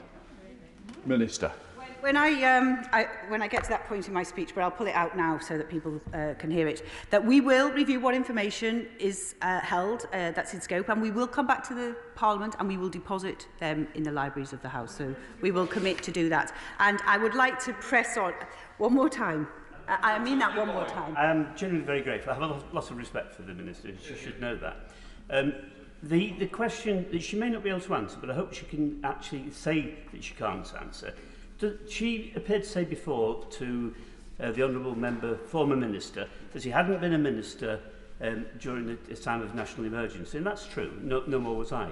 But can the Minister be absolutely clear whether she knows that the conversation between the Noble Lord Bethel and Representative Randox was minuted by civil servants, or does she know that it was not minuted, or can she simply not say? It would be helpful for the record today, Mr. Speaker, if we had that information. Does she know? I mean, obviously the Honourable Gentleman knows that I personally was not there at the time, but the meeting that he refers to was a courtesy call from the Minister to Randox to discuss RNA extraction kits. That was declared on the Ministerial Register of Calls and Meetings, and we have been, I've been unable to locate a formal note of that meeting. But all the other notes that are available with regard to this, and that meeting, by the way, was after any contracts were let with Randox, which I'll get onto, which I will get onto. Point of order, Angela Riedel. Mr. Speaker, we've just heard the Minister saying that there are no minutes to this so-called courtesy call. Can you, Mr. Speaker, tell us what, as members of the House, we can do upon learning this through this House, given the astonishing nature of the revelation that the Minister has just made, that there have been meetings with no minutes that are official, that involve government ministers, and she is unable to locate a copy of what is clearly a meeting that happened? Staggering. First of all, I think, and I've said to the Minister, I think in fairness to the Minister ought to be given time. I'm sure there's PPSs, and I'm sure the bench will have heard to try and answer the question if we haven't got that information. I would say, and I would expect, that government meetings that take place with people around would always be minuted. If not, I think it opens up another question, and I don't want that question to be opened up. I would sooner for it to be answered, and therefore I'm sure at some point that we will get that answer, and I think it's a fair point to be made. What I don't want to do is end up on a frenzy in front of the Minister, that she can then, hopefully, that some information will be fed back, and I'm looking to behind to see if that can be fed in at the moment. Minister. Thank you, Mr. Speaker. Now, I want to, if I could please just get some of these points out. So, of course, Mr. Speaker, there are a phenomenal set of safeguards in place. The National Audit Office has reviewed the testing contracts and they have confirmed that all the proper contracting procedures were followed. And I quote... I thank the Minister for giving way. Could I just request the Minister to just make clear to the House, when she's just said that there would be a review of what information is available that was within scope, what she understands as within scope? I don't have a definition of what's within scope, but we will provide that to you. In terms of the NAO report, the NAO, and I quote, have said that the ministers had properly declared their interests and there was no evidence of ministers' involvement in procurement decisions or contract management. The NAO has confirmed that all the proper contracting procedures were followed. Contracts with Randox, as with all government contracts, are published online. And they are there on the contract finder. And I think the honourable members will find the date of the contract precedes actually any minutes or any meetings that we're talking about.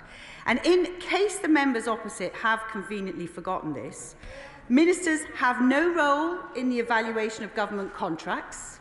Ministers have no role in the procurement process. Ministers have no role in the value of these contracts. Ministers have no role in the scope of these contracts, and ministers have no role in the length of these contracts. From start to finish, the procurement process is rightly carried out by commercial professionals, and I would like to say they are governed by a strict regulatory framework. And I know this because I have been a procurement manager for much of my career before coming here. Sorry, the Minister. I've got a point of order, Dawn Butler. Mr. Speaker, I know the Minister has been given a really hard gig today, and I'm actually beginning to feel sorry for her, because she's been given a script that is filled with inaccuracies, Mr. Speaker. The NAO report is filled with inaccuracies, Mr. Speaker, and I think it's really worrying that the Minister's continuing with the script that's inaccurate. Can I, first of all, that's a point of debate, and you wouldn't expect me to be brought into the debate. What I would say is the Minister must answer in the way, and that's for the opposition and other people then come in to actually open up some of the statements that have been made, and that's why we've got the opposition day, in which that I would expect that people will put the questions and pose the questions, and I'm sure at summing up will fill some of the voids in the questions. What I would say is I'm not responsible for what the Minister says, and I certainly don't want to be, and I think it would be wrong to even consider that I should be. Minister. Thank you, Mr. Speaker. And of course, we all know that everything I say will go on the record, and everything I say you can challenge, of course. And I think, and if I could just make a little bit of progress, please. I have been generous with my time. I am very happy to be here, and I am trying to answer your questions as best I can. And I do actually feel that we ought to remember, as a former procurement professional myself for many years, and I've spoken to all the procurement professionals involved in this, in preparing for today, we have to remember that they are highly trained, highly commercial, highly professional, and highly regulated. They have an independent process that ministers do not get involved with. I've only been a minister now for just under 2 years, but I can confirm that that is, if I can make some progress, I can confirm that that is the procurement process. I don't need any help in the procurement process. And I can confirm today that no exception was made for Randox. But ministers, of course, do have a role in understanding what is happening with these contracts. And we have calls, we have meetings with our commercial partners, find out what challenges they're facing, drive them to go as fast as they can, and to ensure that we're holding them to the commitments that they've made. These meetings are only natural, but they are nothing to do with the actual contracts. They are to do with the delivery. And to ensure that we are getting the commitments and holding them to account, that's only natural. But exactly what you'd expect, that we have behaved in exactly the same way you'd expect from a responsible government operating in a national crisis. Now, if I could just say, the government is not intending to vote against this humble address. We will review what information we hold in scope, and we will define the scope in answer to the Honourable Lady's question, and we'll come back to Parliament and we'll deposit them here in the libraries of the House. In line with the government's established stance on responses to humble addresses, I'm very happy to give way. I thank the Minister, and I welcome her comments, and I hope that transparency comes forward. But can I just remind the Minister that part of the reasons why we brought this motion to the House today was that the process wasn't followed, actually, and there is questions about the process and how ministers were able to fast-track through a VIP lane. Well, absolutely. The process of the VIP lane was part of making sure we were aware of what capability companies had. At that point, they then went through a procurement process with highly trained professional procurement people who I've spoken to, who actually would be quite insulted if you thought that they had not followed all the procedures. It's their professionalism.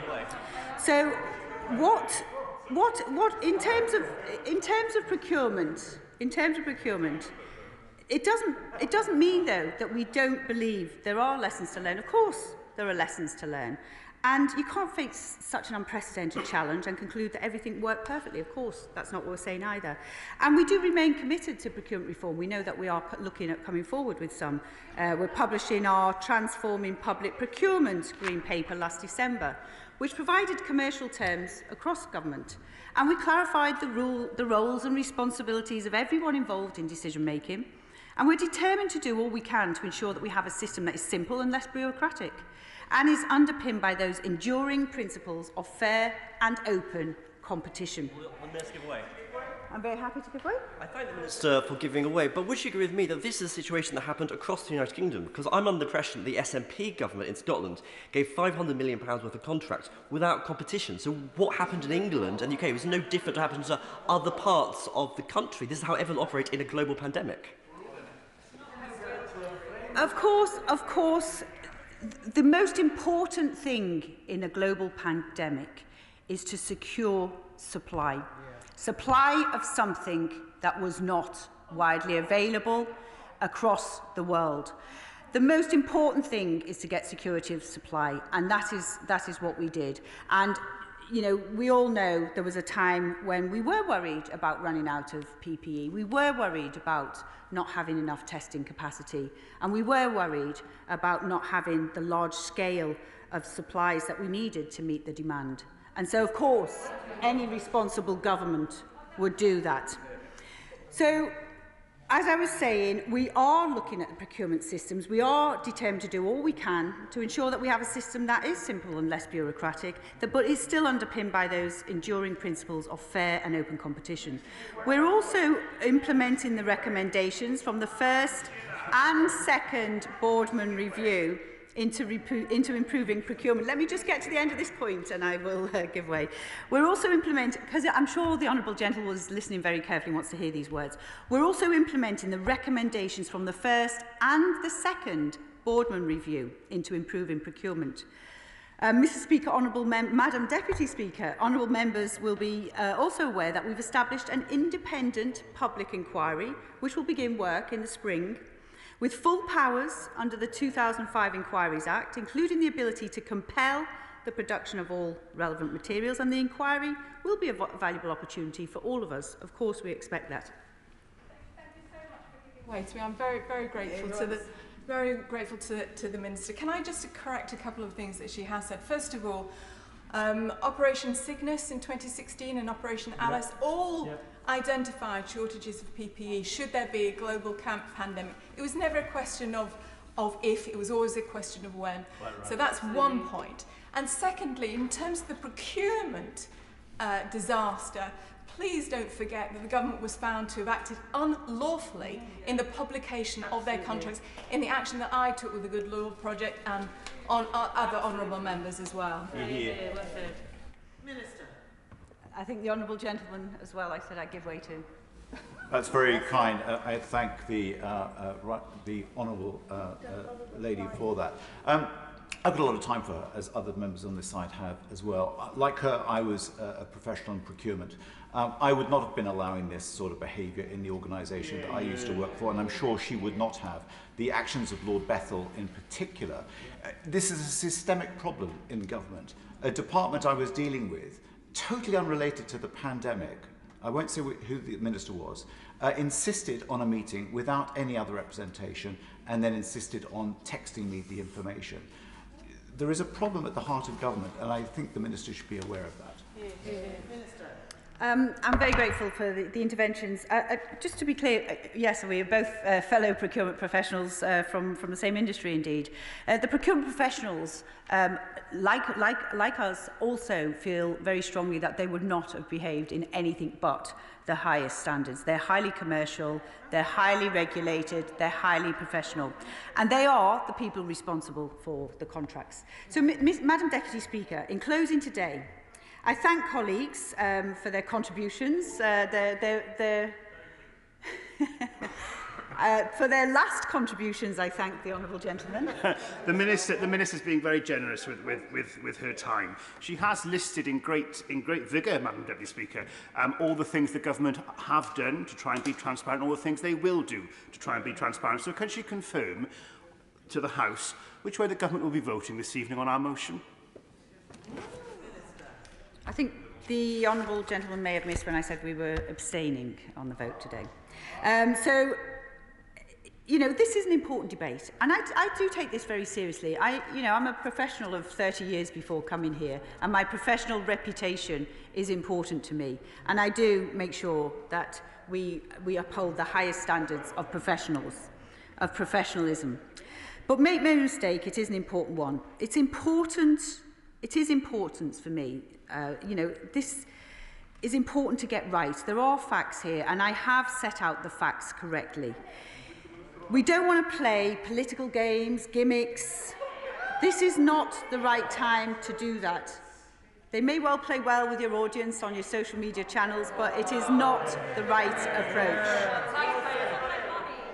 Thank you, Madam Deputy Speaker.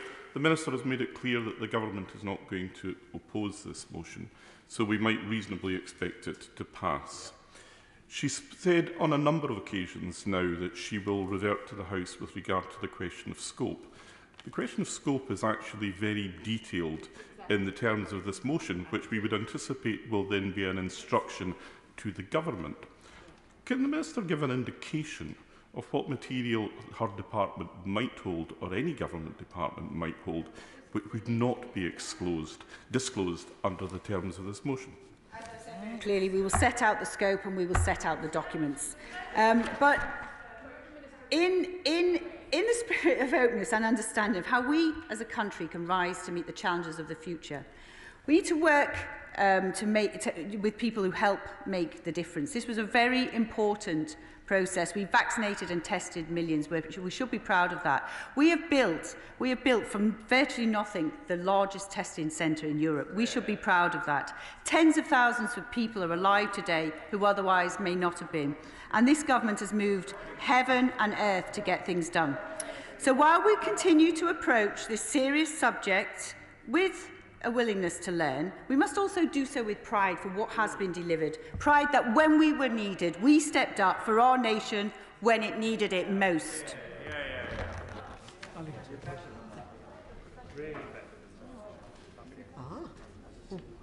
Brendan O'Hara. Madam Deputy Speaker, and it may have not been a particular pleasure for the Minister, but it is indeed a pleasure to follow the Minister and her valiant attempt at defending the indefensible. Her efforts may have been more credible if her colleagues had actually done more than abandon her to her fate. And even when the emergency bat signal went out from the Whip's office, it seems this paltry crew is all that could be assembled to support her. And it very much looks from this side as if it is an admission of guilt by the Conservative Party. Because I was looking forward to hearing the stout defence of their government, and I can only assume, therefore, that that stout defence doesn't actually exist. So may I begin by thanking and congratulating the right honourable member for Ashton-under-Lyne for the way that she introduced the motion, and let me put on record our full support for it, because there has to be full transparency about exactly what went on between Owen Patterson, when he was a member of this House, representatives of Randox, Lord Bethell, government ministers or former government ministers, their special advisers and their officials. And that full transparency has to include all electronic communications, as well as notes and minutes of meetings between all or some of those parties in relation to the awarding of hundreds of millions of pounds of contacts to Randox laboratories? Yes, I shall. I'm grateful to the honourable gentleman. I did try to intervene on the minister, but she didn't give way. And it goes to this issue about Lord Bethell. It's not just about his mobile phone. There was a period between the 1st and the 6th of April 2020, and during that week he held several meetings with companies that went on to win millions of pounds worth of contracts from the government for COVID, and they weren't even in his diary, let alone minuted. I absolutely take on board what the honourable gentleman says, and I'm sure the government have heard it as well. There are many, many, many questions to be answered, including from Lord Bethell himself. But it's essential that this is done because there's a stench of corruption that is engulfing this government, who now stand accused of making certain well-placed individuals fabulously wealthy during this pandemic, not because of their particular skill or acumen in business, but primarily because of their political connections to the Conservative Party. And we should give thanks to Owen Paterson, because it was his behaviour and the bizarre attempt by the Prime Minister, the Tory Chief Whip and the Chancellor of the Duchy of Lancaster, albeit at the expense of the reputation of this House and all of us who sit in it, that's finally blown the lid off this scandal once and for all. Because it was almost exactly a year ago the National Audit Office revealed that those companies with the right political connections and who wanted to supply the UK with personal protective equipment had been directed into this high-priority channel purely on the recommendation of a government minister, an MP, a member of the House of Lords or a senior government official. Would the member give way? Yes, I shall. Oh, I know. Out of the 78 contracts awarded to Scottish firms for PPE, 29 of them were new contracts. That's £100 million worth of PPE, and didn't have any emphasis before. So 29 companies got contracts worth £100 million in Scotland with no background in PPE. So I'm confused what's the difference happening in the UK. At least Randox has the experience in things. I'm a bit confused, sorry. The difference quite simply is that we never fast-tracked our pals. We never operated a get-rich-quick scheme for our pals, and we didn't stuff elected second chambers full of people who bankrolled our party. That's the difference. I shall give way. Thank the member for giving way, and I represent a constituency where Randox headquarters is in South Antrim. They're a major employer. There are not that many firms or pharmaceutical companies in the United Kingdom who would have the capacity to be able to deliver the amounts of tests that needed to be done at that time. He makes an important point, but what has to be remembered that nobody is above scrutiny, and if there is nothing to hide, they should have nothing to fear. And this is all about scrutiny and shining a light where I fear a lot of people on the opposite benches do not want a light to be shone. Because, no, I'll move on, because that high priority channel, these companies were 10 times more likely to be successful than those from companies that did not have links to politicians or senior government officials, and who by definition therefore were low priority. And in and of itself, the existence of this high priority channel is quite remarkable. But the fact that, according to the National Audit Office, these companies referred to this route were considered by the cross-government PPE team to be somehow more credible and therefore to be treated with more urgency makes this particularly sinister. So it turns out that there were no written rules as to how this priority channel should operate, meaning that those companies who have given political support and had access to hundreds of millions of pounds of public funds were not subject to the usual rules of procurement and could bypass the essential paperwork that would be a prerequisite for safeguarding against misuse of public funds, and not even to go through the usual anti-corruption. It was, as I said, it seems little more than a get-rich-quick scheme for the Conservatives and their pals. I shall. Giving way. Beyond being a get-rich-quick scheme, does he share my concern, which is that in fact there are longer-term implications of this, which are around data? And a lot of this, the testing being done by Randox, where that data goes. When I completed a Randox test the other day, I noticed that it's doesn't seem to actually fit with the NHS, and there's no seemingly data share from the Randox test to the NHS. Does he know more about that? Unfortunately, I do not know more about it, and I thank the honourable gentleman for highlighting it. And I think it's something in the era in which we live is a very, very important point. Because what we're seeing now is crony capitalism at its worst. It stinks, and the closer we get to it, the more it reeks. I have in the past called for a full and independent investigation into this scandal, and I repeat that call again this afternoon. And I believe the actions of the disgraced member or former member for North Shropshire strengthen that case further. Because as the honourable member for Ashton-under-Lyme said, there are very, very serious questions that need answered. And if they're not answered, then the reputation of this government, who seem to be stumbling from one crisis and scandal to another, will be further damaged, but so too will the reputation of this place, the people in it, and politics generally. And I understand that the government are desperate for this to go away, but it's not going to go away until these incredibly serious issues are addressed. And I suspect that the government know that, and that they understand that this place being full of large carpets, there probably isn't one large enough for them to sweep this under. So it's not going to go away, and it has to be addressed. Now, we know, Madam Deputy Speaker, that between November 2016 and July 2018, Owen Patterson lobbied officials on behalf of Randox, and they paid him £100,000 a year to act as their advisor.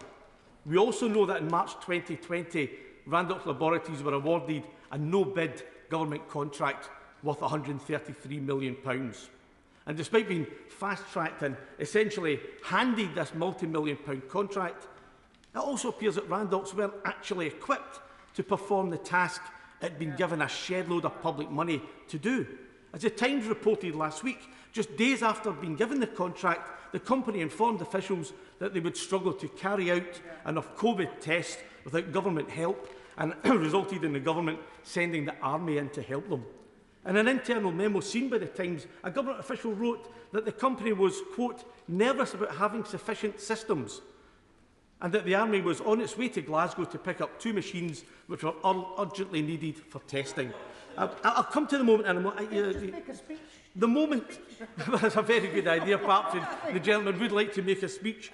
The memo that's seen by the Times also states that the company feared that it didn't have enough extraction systems and was hoping that yourselves, brackets the government, could help us access extraction systems from universities, hospitals, and anywhere we can get our hands on. Crucially, the Times further reported that this memo was written by an official in the Department of Health and Social Care after a phone call on April the 9th between Lord Bethell, the Conservative Minister responsible for awarding testing contracts at the time, and Owen Patterson, the Conservative MP who has been handsomely paid by Randox to lobby on their behalf. So it appears that the company employing a Conservative MP who were fast-tracked and awarded a no-bid contract worth £133 million were actually ill-equipped to provide the vital service that they promised to deliver. Madam Deputy Speaker, as I said, this absolutely stinks. And unless and until every record of what was communicated between Mr Patterson, Lord Bethell, Randox, government officials, special advisers is made public, the stench of corruption will only increase. Of course. To make sure that you're very clear that the contract is published. The contract date is the 30th of March. The meeting you referred to is the 9th of April. So the contract was actually let and has been published before that meeting. Thank you. I thank the Minister for intervention, and therefore the Minister should have absolutely no fears whatsoever in making full disclosure, because that's what this motion asks the government to do. And it's not about selective disclosure, it has to be full disclosure, and everything that is said and done between the parties that we've mentioned has to be put in front of this House and has to be open for scrutiny. But of course, the sending in of the army to help Randox wasn't the only error or the only controversy in that year. You know, in August of 2020, you know, the UK's medicines regulator had to ask Randox to recall 750,000 unused corona testing kits. You know, after concerns were raised about safety. So by any standards, Randox hadn't exactly covered themselves in glory in the first few months of their contract. So it really does raise a question as to how 6 months later they managed to secure another government contract, this time worth £347 million, taking their total contract to £500 million in 6 months. I mean, it really has been a bit of a Klondike gold rush for the Northern Ireland-based company who employed a former Secretary of State for Northern Ireland to lobby the government on their behalf. And as I've said, and I'll say again to the honourable gentleman who is no longer in this place, that everything could be above board. Everybody could be beyond reproach in this. But we deserve to know. And ironically, Mr Patterson was appointed as Secretary of State for Northern Ireland in 2010 by the then Prime Minister David Cameron, who just months before becoming Prime Minister said, "I believe that secret corporate lobbying goes to the heart of why people are so fed up with politics. It arouses people's worst fears and suspicions about how our political system works, with money buying power, power fishing for money, and a cosy club at the top making decisions in their own interests. It's an issue that's tainted our politics for too long. It's an issue that exposes the far too cosy relationship between politics, government, business and money." And then Mr Cameron, in the same speech, said, "If we win the election, we will take a lead on this issue by making sure that ex-ministers are not allowed to use their contracts and knowledge gained while being paid by the public to serve the public for their own private gain." We can't go on like this, he said. It's time we shone a light on lobbying in our country and forced our politics to come clean about who is buying power and influence. As we'd say in Glasgow, aye, right, so you will. And of course today, David Cameron, that self-styled great reformer, thanks to the Greensill scandal, is up to his neck in the same cronyism, corruption and sleaze that he promised to call out and eradicate when he was in opposition. If it wasn't so sad, it would be funny. Madam Deputy Speaker, while many of us very much welcome that Mr Patterson is no longer a member of this House, the mess that he left behind needs clearing up. And until it is cleared up, the widespread belief that politics in this country is corrupt and that this government is corrupt will not go away. And it's a perception not helped, I have to say, by the Prime Minister himself deciding to go to Glasgow and stand in front of a hall full of world leaders and feeling the need to declare that the United Kingdom is not a corrupt country. Well, Prime Minister, here's your chance to do something about it.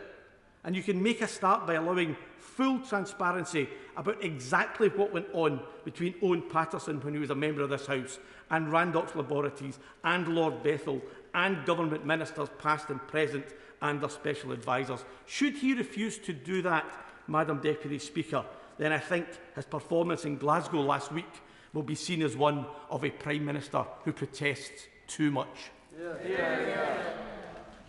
Nigel Mills. I wasn't planning on speaking in this debate, but I have a few remarks I would like to make. I just say, as one of the co-chairs of the all-party parliamentary group on anti-corruption, I take these kind of accusations very seriously, and somebody who served on the Public Accounts Committee, I've done my fair share of time looking at how government procurement works. So I think there are some very serious questions that need very serious and comprehensive answers. But I also think we have to be pretty generous in spirit to the situation the government found themselves in back in March 2020, when we had a pandemic on a new virus. We didn't have anything like the testing capacity, we didn't have anything like the PPE in stock that we needed, and we had to try and find solutions to those things in a quick way. I just don't think it would have been feasible in that situation for every normal process to have been carried out and to have delivered what people had every right to expect the government were trying to deliver. So we should look at this generously and not expect to see every I dotted and every T crossed that we would normally have expected. That doesn't mean to say we should expect there to be no process at all, and the government should have been cognizant that if they were going through a rapid emergency process, that there were very great risks with that process, that things could go wrong, that money could be wasted, that amounts could be overpaid, we could buy from people who couldn't deliver, and we wouldn't end up with the right amount of stuff. And actually that should heighten the risk and just have actually then created some more sensitivity around process to make sure that those sort of things couldn't be accused retrospectively. And then what we should have seen was the government try to be as transparent as they possibly could about what happened, about what was bought, about what was paid, about who introduced who and how.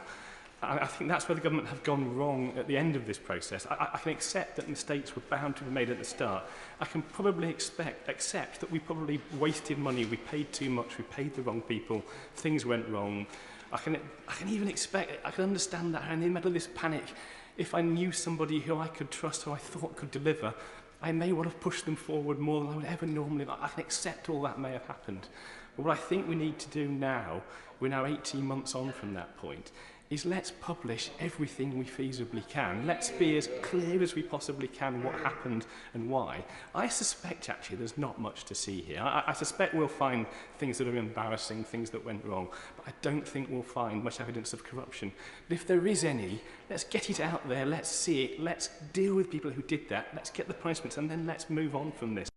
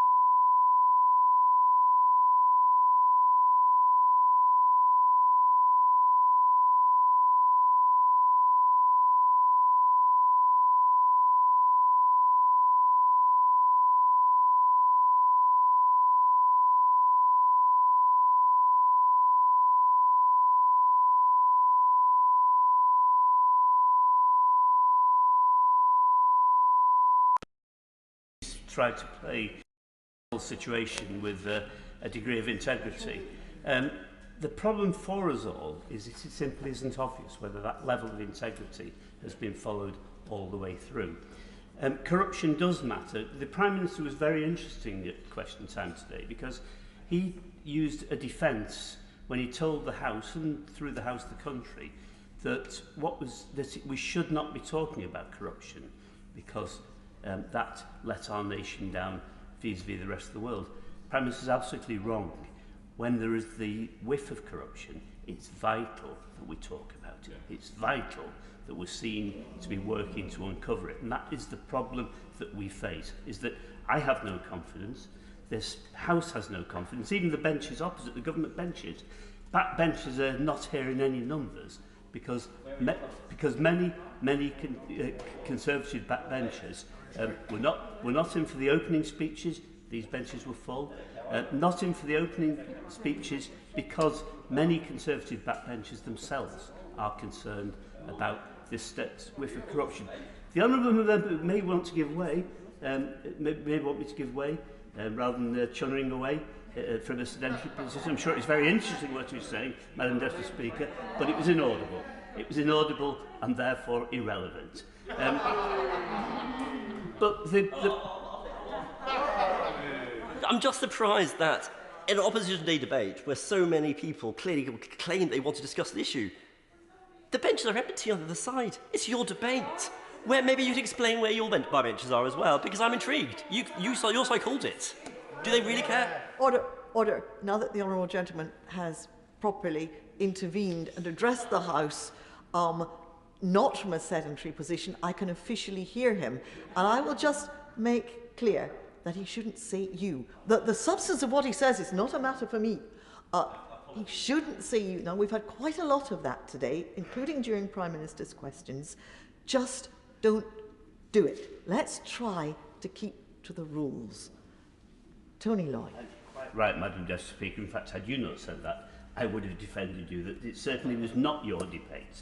It's, except as far as it does belong to the House and importantly to the country, because that's what matters in this issue. It matters that the public has an opportunity to know what went on during this whole saga. I just want to talk briefly about the VIP fast-track situation. In November of last year, I approached the health ministers about a constituent company, Brooks and Jones, who are a printing company and printed extensively for the National Health Service. This was at the same time as the VIP fast-track structure was going on. So good was the VIP fast-track structure for me as an opposition member of Parliament, it took me until, I think, July of this year to get a proper response, and only when I insisted on meeting with the Minister. Now, I'll give credit to the Minister. Once this was brought firmly, as I'd done many times, to his attention, I got the answer I didn't want. The company that my constituent company, didn't see any joy from that exchange.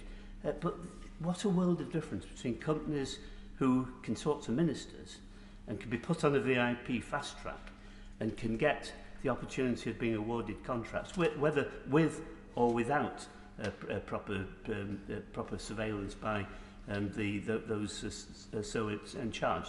In the case of my company, no such consideration. Now, the Minister actually has got to take that on board, because actually procurement does matter, but the opportunity for people to engage in the procurement process matters, because there are many ways of tilting the weighing scales of life. One of them is simply not to allow people to even to be in the bidding process, and that does matter, and that is the difference between those on the VIP structure and those like Brooks and Jones and my constituent Ronnie Blair, who wasn't even allowed to get into the starting blocks, because that does matter, because that actually is a low level of corruption as well. Now, Ronnie Blair, managing director of Brooks and Jones, offered me no money. I wouldn't have taken any money anyway. Maybe that's where it goes wrong.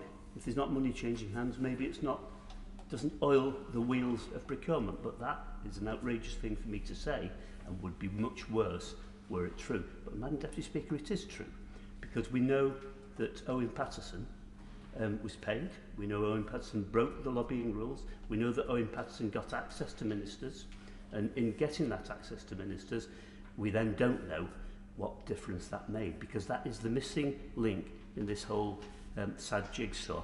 There are so many things we don't know. Yes, I welcome the fact that the Prime Minister has moved now a long way on this issue. I welcome the fact that the Prime Minister, who 2 weeks ago was trying to cover up this scandal, this saga of corruption, is now in favour of openness. That's good. When the Minister told us earlier on that the government wouldn't vote tonight against the opposition motion, that again is genuine progress. But you are, not you, Madam Speaker, the government are in the slow learners lane on this. The public wants to see real alacrity, a real commitment and a belief that things are going to be sorted out, because we've got to get to the bottom of this.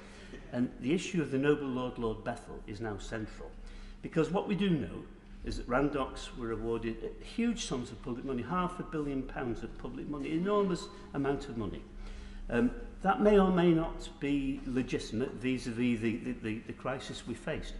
We do know that they failed, in the case of $750,000 of tests, to be able to deliver a product that actually worked. Now, that is enormously important, and it's enormously important to know why, after that experience, we then saw another contract being awarded to this same company, a company that couldn't do the work. And that matters. And the public needs to have reassurance that was not as a result of the weighing scales of life being altered in Randox's favour unfairly. Because in the end, we're not talking about something trivial. We're talking about public safety, and actually in the case of COVID, public life and death.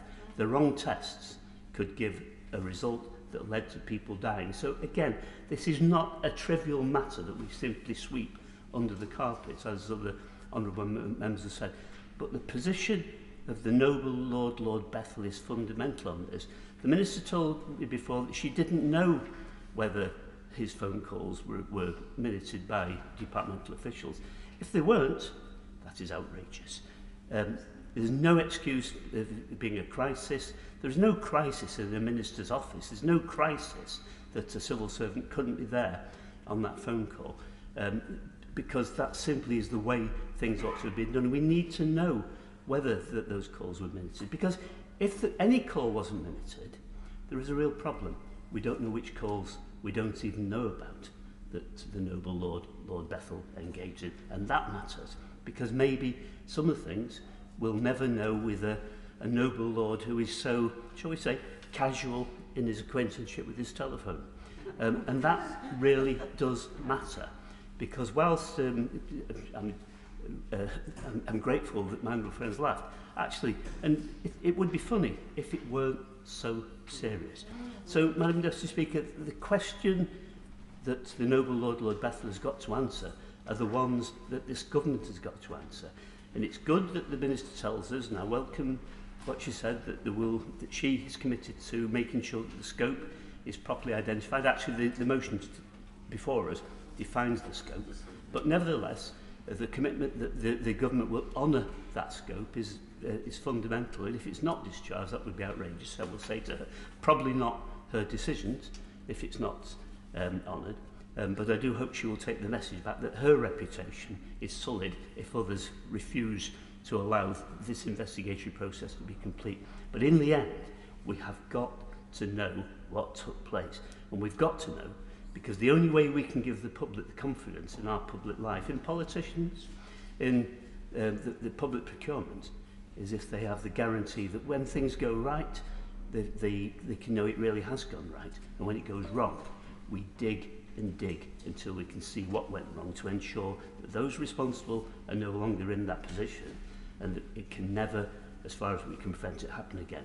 This situation does matter because it is about public money, enormous amounts of public money.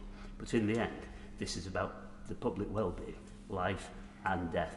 I suffered from COVID. I was in hospital with COVID.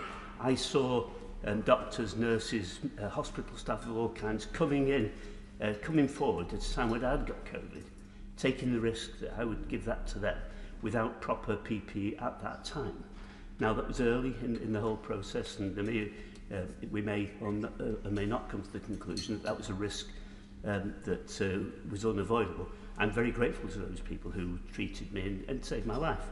But what I am determined is that nobody else should have lost their life because of a dodgy procurement contract, and that's why this matters. We've got to know.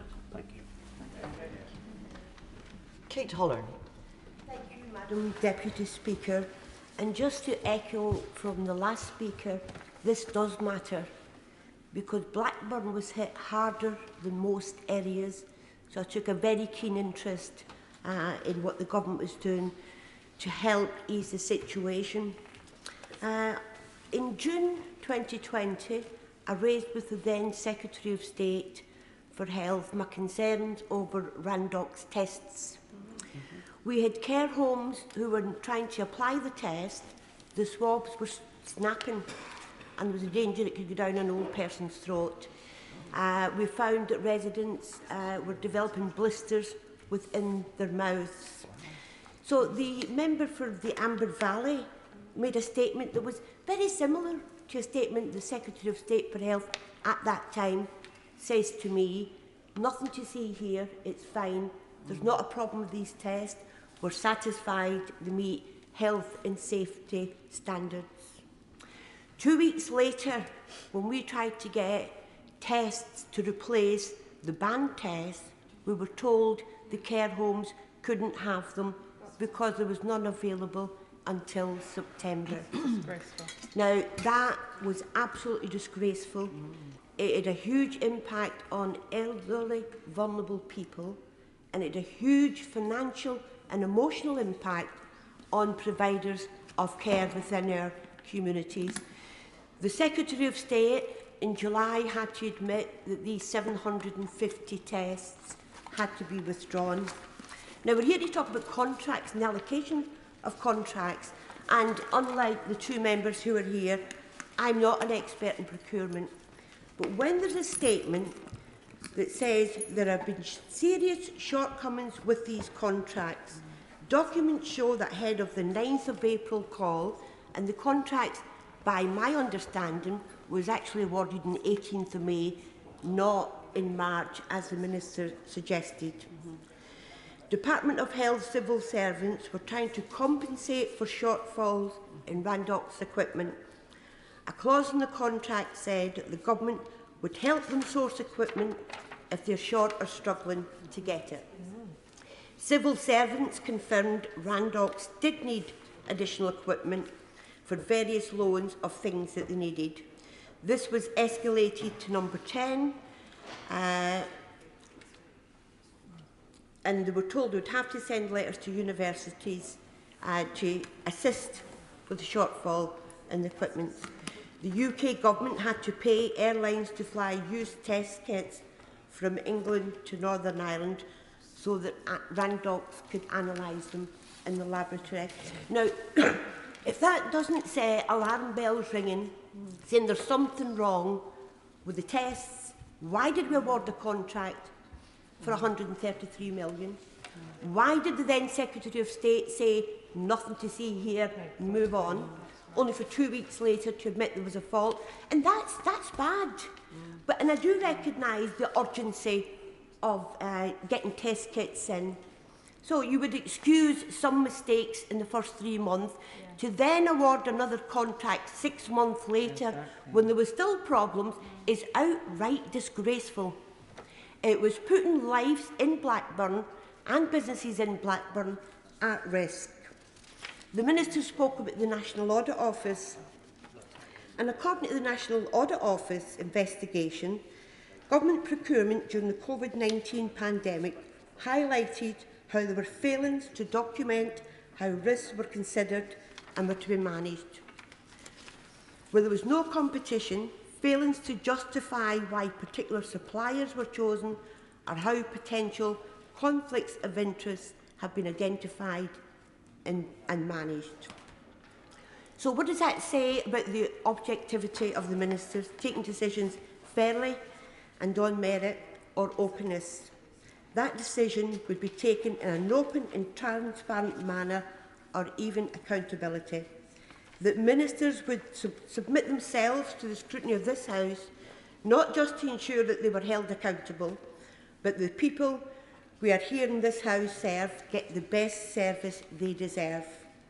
We've learnt the last 20 months that these things cost lives. Madam Deputy Speaker, if the Government wants to move forward from this shameful episode and wants indeed to strengthen not just the standards we have in this House, but the fact that we must abide by, but the standard of public service, our constituents deserve better. Blackburn has been devastated by this pandemic, and failings from test to test and trace has cost financially, emotionally and lives, and this government must be held to account. It must accept the mistakes, it must publish the detail in order to learn from those mistakes, and it must take action to make sure that these mistakes are never allowed to happen again. I feel exceptionally sorry for the Minister opposite. She's been asked to come here and defend the indefensible. I've been battling with the Department of Health since the start of the pandemic. I have never had adequate responses to letters. It's always been, it's an emergency, we'll get back to you. I asked the Secretary of State about £133 million and how much would be recouped from that failed contract. I'm yet to receive a response. I don't know if the Minister's aware, but Blackburn's got a serious shortage of GPs, and some of that £133 million, if she would just pay attention, it would be good, wouldn't it? If the Minister opposite would commit to investigating completely, and she can use Blackburn as an example of the failings, and commit to make sure she does everything possible to level up some of the unequalness that she's created right across East Lancashire, I'll be more than happy, but it is important. Lessons are learned and actions are taken. Alistair Carmichael. Thank you very much, Madam Deputy Speaker. I'm grateful to you for the opportunity to take part in what has been, I think, quite one of the most remarkable debates that I have seen since I became a Member of Parliament in 2001. The Honourable Gentleman from Amber Valley, who's just removed himself from the chamber, said he suspects that there is not much to see here. I suspect he's probably right about that. But when you hear the concession from the Minister at the dispatch box, that there was no record taken of the telephone conference call involving Lord Bethell and Owen Patterson, when you hear the somewhat improbable history outlined by the Honourable Lady from Ashton-under-Lyne about the relationship between Lord Bethell and his various mobile phones, then suspicious minds like mine, and probably even worse, will ask why it would be that there's nothing much here to see. Happily give way to the Minister. I just want to make it clear what I said. We have been unable to locate a formal note of the meeting. That's what I've been told so far. That doesn't mean there isn't one. It's been unable to locate one. But of course, everything we have will be put in the library. Yes, I think that is indeed an important distinction. I wonder if the search for these minutes has actually extended as far as the shredding room. And what I would say to the Minister, or perhaps to her colleague when it comes to winding up, it would be helpful for the House today if we could be told how many other documents there might be within the purview of the specification that's in this motion here tonight that are similarly difficult to locate. And I would just caution the Treasury bench that this question of not being able to find documents and text messages or WhatsApp messages on ministers' phones and the rest of it only lasts for so long, and as a defence that is, and that there is a full inquiry coming, and that the longer defences are thrown up that are somewhat less than substantial, the more dust is kicked up, then the worse it is for government ministers at the end of the day. So if the information is there within the knowledge and control of the government department, or any department, then it should be disclosed under the terms of this motion, which we're apparently going to face today. I'll just, in 2 seconds, because the Minister said a number of times, and said again when I challenged her in relation to the question of scope, that the government would define the scope. With respect to the Minister, the government will not define the scope. The House defines the scope. The scope has been very clearly laid out in the motion that is before the House today. And I don't see what justification there would be, given the fairly careful construction of the motion today, what the possible excuse there would be for not disclosing information. But actually, more importantly even than that, even if there is some tiny loophole somewhere, it's a question about doing the right thing and being seen to honour not just the letter of the motion that the House will pass later on today, the spirit. And that's why, to quote again David Cameron, disinfectant is the sunlight is the best disinfectant, and we need to have the fullest possible disclosure. On that, yeah. That's actually a very convenient way for the Honourable to give way, because, of course, that's the point I wanted to put to him, is that what does the public believe if there are documents missing? What does the public believe if ministerial meetings, which are always minuted, as the Honourable Member for Orkney and Shepton knows, always minuted, what do the public believe if they find that that was not minuted? Even if it turns out that in reality, in God's time, we find out nothing bad happened, actually the public will rightly still have the belief that somebody is trying to pull the wool over their eyes, and that simply is part of the distrust in politicians, in government, that we've got to clear and make sure we can re-establish our reputation. Well, one can only imagine what the public might believe in these circumstances, and I fear it may not be generous. And actually, you know what, it doesn't just reflect badly on the government, it reflects badly on all of us who are in public life, and that's why the way in which the government approaches this whole matter, and has approached it since the dreadful vote 2 weeks ago on Thursday, has done so much damage to the standing of public life. But actually, I do know a little bit about this because I spent the early years of my legal practice as a member of the civil service. I did my traineeship as a Procurator Fiscal Deputy at Crown Office. And this was back in the dark days of the 1990s. And we kept everything. We minuted everything. And when we had finished the meeting of whatever it was going to be, we filed it. And that was pieces of paper which were then sitting in filing cabinets and archives for 30 years or however long it was going to be, at which point it would be taken out and it would be put into the public domain. What that process of preparing files for publication taught me was that not everybody in the public service was always very careful at the way in which they filed pieces of paper. And anybody who's ever been in legal practice will know that occasionally papers for one client get mixed with the papers of another. But that, as I say, was back in the Dark Ages. And the notes that are prepared these days, I suspect, are not handwritten in fountain pens and little pieces of paper. There will be electronic records of them, and these electronic records are virtually impossible to destroy. So that's why the question of documents being difficult to find, I think it does stretch, in my mind, a degree of credulity. As I say, I think we've all got respect for the Minister. I noticed when she started her speech, there were 2 ministers on the bench, 2 PPS as a whip, and the honourable member from Amber Valley. As I say, I've never seen the House so poorly populated for a debate like this. Indeed, I've got to say I've never even seen the civil service box as thinly populated as it is today. And that in itself is quite telling, because it comes back to the way in which the government approaches this. And the most powerful people in any parliament are always government backbenchers, because they are the people who have the opportunity to defeat the government. Everybody who's ever served in a whip's office knows that.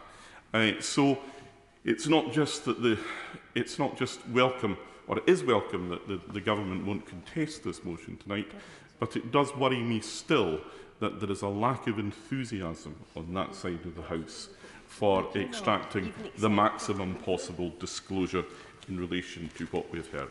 Now, the Minister, in the course of her speech, outlined quite properly and quite legitimately the various significant achievements, including the vaccine rollout. She reminded us of the situation which we found ourselves in March 2020, when we didn't really know what the future was going to hold.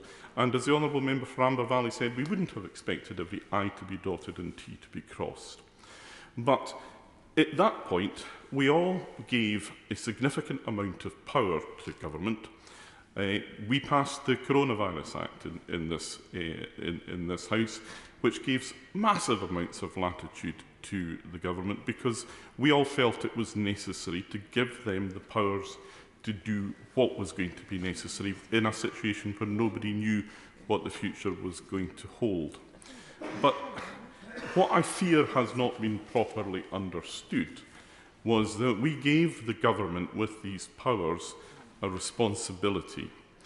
They seem to have seen it, and many of those around government seem to have seen it not so much as a responsibility, but as an opportunity for enrichment. And I would say to the Minister and to all her colleagues that, in fact, that attitude is at the heart of the problem here, and it is one which is essentially an abuse of the powers that we gave them in March 2019 when we passed that emergency legislation, and that is why the motion that has come before the House today is so important. Madam Deputy Speaker, I think, like every member in this House, I frequently sit down with businesses in my constituency, and I will help them with getting rid of penalties if we possibly can, maybe for late return for VAT. I have farmers who will be penalised in a quite draconian manner because they've had a very minor and unintentional error in the submission of agricultural support payment claims. Sometimes we're able to help them, sometimes we have to just shrug our shoulders after we've tried and say, I'm really sorry, I tried, but these are the rules. For these constituents, they will only ever listen to me deliver that message to them again if they can be satisfied that the rules that so adversely affect them apply to everybody else. And the real damage that the government seeks to do in the way that it has handled these matters is that they will never again be able to tell other people that they should not be held to the same standard. Thank you. Owen Thompson. Thank you, Madam Deputy Speaker. I'm not intending to detain the House for too long this afternoon, and I think many of the main issues at focus here have been discussed. But when you look at the state that this government's got itself into, you could be forgiven for thinking that we are somewhere towards a descent into a cacostrophe, if I could even say it, because it's a government of the least able, the very worst that a society has to offer. And if those in power abuse that power for private and personal gain, if that's not the worst in society, then I don't know what is. So let's remind ourselves of the content of the misconduct, because we've seen parts of it before. Lobbying for awarding of contracts through the exclusive VIP channel without competition or transparency, a channel where 1 in 10 offers were successful compared to just 0.7% through normal channels. It's the same process that locked out tens of thousands of experienced suppliers from the procurement process for life-saving equipment in favour of the likes of jewellery companies, vermin control companies, and then the then Health Secretary's pub landlord. I've lost count of how many times we've been here before, and what we're discussing today is one part of a bigger trend, a culture that doesn't see any value in transparency or openness. And I do, in a debate where many had hoped for, I think, greater transparency, I think we've actually seen a bit more muddying of the waters from the government benches. And I think it would be worth saying, and you forgive me, Madam Deputy Speaker, for making a plug on it again, even though the time has passed for it, but if the government had actually supported my Ministerial Interests Emergency Powers Bill last year, we could have actually been in a much more open place today. Instead, the government's been dragged kicking and screaming to reveal what companies have benefited from this kind of corruption, because that's what it is at the bottom.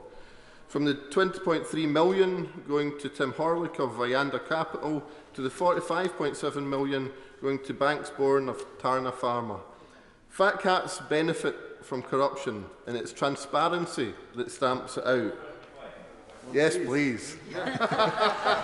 If he's using this definition of corruption, does that definition still apply to the £500 million worth of contracts which were given out by the SNP government in Scotland to companies without any competition? Because I'm confused, Madam Deputy Speaker. On one hand, the SNP government in Scotland is giving out £500 million worth of contracts without any competition. But on the other hand, it's the UK government doing something similar, and that's corrupt. You can't, either they're both corrupt or they're neither corrupt. I'm a bit confused. Are you? I am eternally grateful to the honourable gentleman for that contribution, because I think, as when he tried to make exactly the same point before, I think it was pointed out to him that the key difference was that, yes, I mean, and the Minister herself said this, that in a global pandemic, steps need to be taken, and everybody has recognised that steps need to be taken that aren't necessarily in line with the normal process. But the key difference comes as the UK government employed a VIP lane open to government ministers, members of the government party, that wasn't open to anybody else, where contracts were handed out to personal contracts through WhatsApp exchanges and to paid lobbyists for companies. That is the key fundamental difference here, and I am so grateful that the honourable gentleman gave me a chance to again highlight that point. You really do walk into these things. It's very, if he wants to try again, I am more than happy to yet again. Okay. It's very easy to get wrapped up in the day-to-day melodrama of the saga, but it's important to take a step back to look at the bigger picture. The real scandal here isn't that a couple of bad eggs broke the rule. It's that the system either consistently enables rule breaking or completely lacks rules against this kind of behaviour. For instance, take the fact that the government was completely within its constitutional rights to retrospectively change the rules to let Owen Patterson off the hook. In what other system would that be acceptable? The system of government here works to enable corruption, not constrain it, precisely because it gives the government a blank cheque to make up the rules as they go along. The absence of a written constitution to constrain governments means that this can keep happening over and over again, as it has done through the 90s and the noughties. And if they don't like the rules that are currently there, they can just rip them up and put in new ones. So the problem here isn't bad eggs, it's the system. It's the fact that no UK government can ever be accountable to anything but itself. Parliamentary supremacy means that any government can override past decisions. They can rewrite the rules to their own liking. And it's no wonder Brexiteers obsessed over it in 2016, because it's what's given them the green light to conduct themselves in the ways that we're discussing today. The only thing that can ever constrain a government is political pressure, which thankfully in this situation has worked, but that's an awfully sugary peg to base your system of government on. For that reason, this isn't the first time that corruption has reared its ugly head in this place, and sadly, Madam Deputy Speaker, I doubt it will be the last time either. The very way that this Parliament is set up lends itself to allowing this to happen. If we don't change it, nothing will change it. I'm under no illusion that this scandal will lead to some dramatic new system of government rising from the ashes like a phoenix. I can't see it. But that is on the table in Scotland. Independence does mean that we could have that written constitution that can guarantee in law that governments are held accountable and transparency can be guaranteed. Openness and transparency benefits all of us in this place. It's in all of our interests to make sure that that is at the top of the agenda. Our constituents demand that, and it should be our duty to make sure that they get that. Public servants should be here to represent their communities, not to line their pockets. And sadly, Madam Deputy Speaker, the lining of pockets has far too often recently been what's been on the table. Don't mutter. Madam Deputy Speaker. Madam Deputy Speaker, I think we all agree that the Minister today has been given a hard gig coming to the Chamber today, and I do hope that she won't allow the approach of the government to ruin her good reputation that goes before her. I just want to pick up on some of the points that the Minister mentioned in her contribution to the House today. The Minister spoke about the National Audit Office. Now let me be clear about what the National Audit Office actually said. The National Audit Office said that not all the paperwork it needed was present to enable it to follow the trail of contracts that had been issued. That means that the National Audit Office didn't have the information that it needed to give a full and correct report. Let me give you an example of some of the companies that were given contracts. They say awarded, but really, Madam Deputy Speaker, there's no other competition. You're just given money, you're given it. You know, say you awarded it, but there's not competition. So Top and Gurin was one of these companies. Now, this company worked for the Tory party during the 2019 general election, and it was found by an independent body that 88% of their adverts between the 1st and the 4th of December contained misleading information. Now, you would think that that would preclude a company from getting a contract, right? You would think that if a company has been led to have been found to have produced information that's 88% incorrect, misleading, that they wouldn't be seen anywhere near government. But no. Instead, they were awarded a £3 million contract. They attended meetings at number 10. And when I asked the Secretary of State about this at the Science and Technology Committee, he couldn't tell me what on earth they did. So for £3 million, they got the money, and then they got awarded another contract on top of that. The National Audit Office also said in their report that a company was put into the VIP lane by mistake. A company was put into the VIP lane, this magical VIP lane, by mistake. You would have thought that that mistake would have been found, but no. That company went on to get a £350 million contract, a company that was put into the VIP lane by mistake. This is why we need transparency, because at the end of the day, people outside of this place are asking questions about what's going on inside, and they don't understand it, I don't understand it, and there are people in the government that are trying to hide what's happening. There are civil servants that have been at their wits' end. They've whistle blown. They have said that they, and in the National Audit Office report, it also cites some civil servants who raised concerns all the way through the procurement process, asking why we were paying over the odds for PPE. Even at the high rate of PPE, we were paying over the odds to that. There was question raised about a Samir Jassal, who was friends of the Home Secretary, who was acting as a middleman, who wrote emails to the then Secretary of State saying, "Hey Matt, you've been most helpful previously." Very, very familiar. Went on to get some money for a company, and that company went from being valued at £200 to £10 million.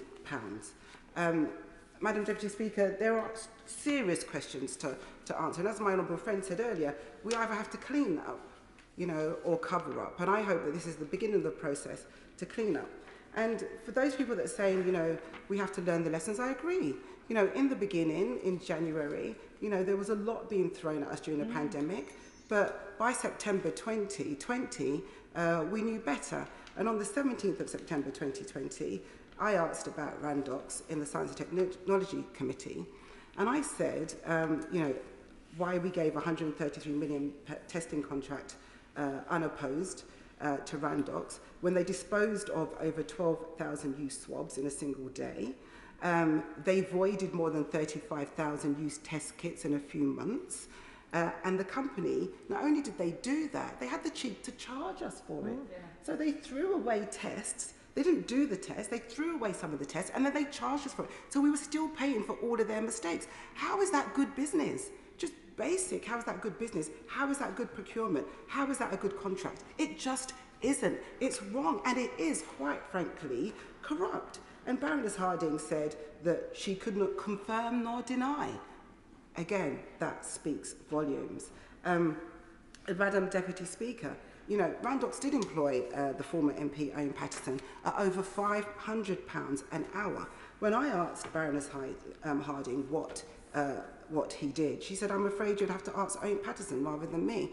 Now, he wasn't going to tell me, she wasn't going to tell me, but I sure know that the government should be able to tell me, because at the end of the day, as we said earlier, as a former minister in government, every single meeting should be logged. There should be minutes of those meetings, and it should be made public.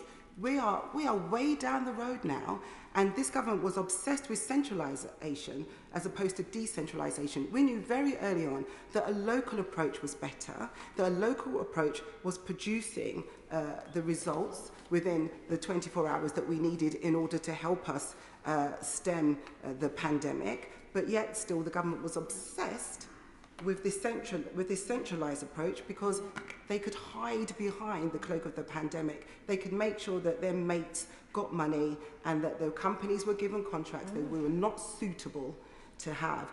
I had a company in my constituency, Medical Diagnosis Limited. They weren't even given a look in to provide any of the services. We had local GPs, we had local pharmacies, all wanted to be involved, and they were not able to be involved because the government were obsessed with the centralised system where they can hide behind the cloak of the pandemic. I think the time for hiding, Madam Deputy Speaker, has come to an end.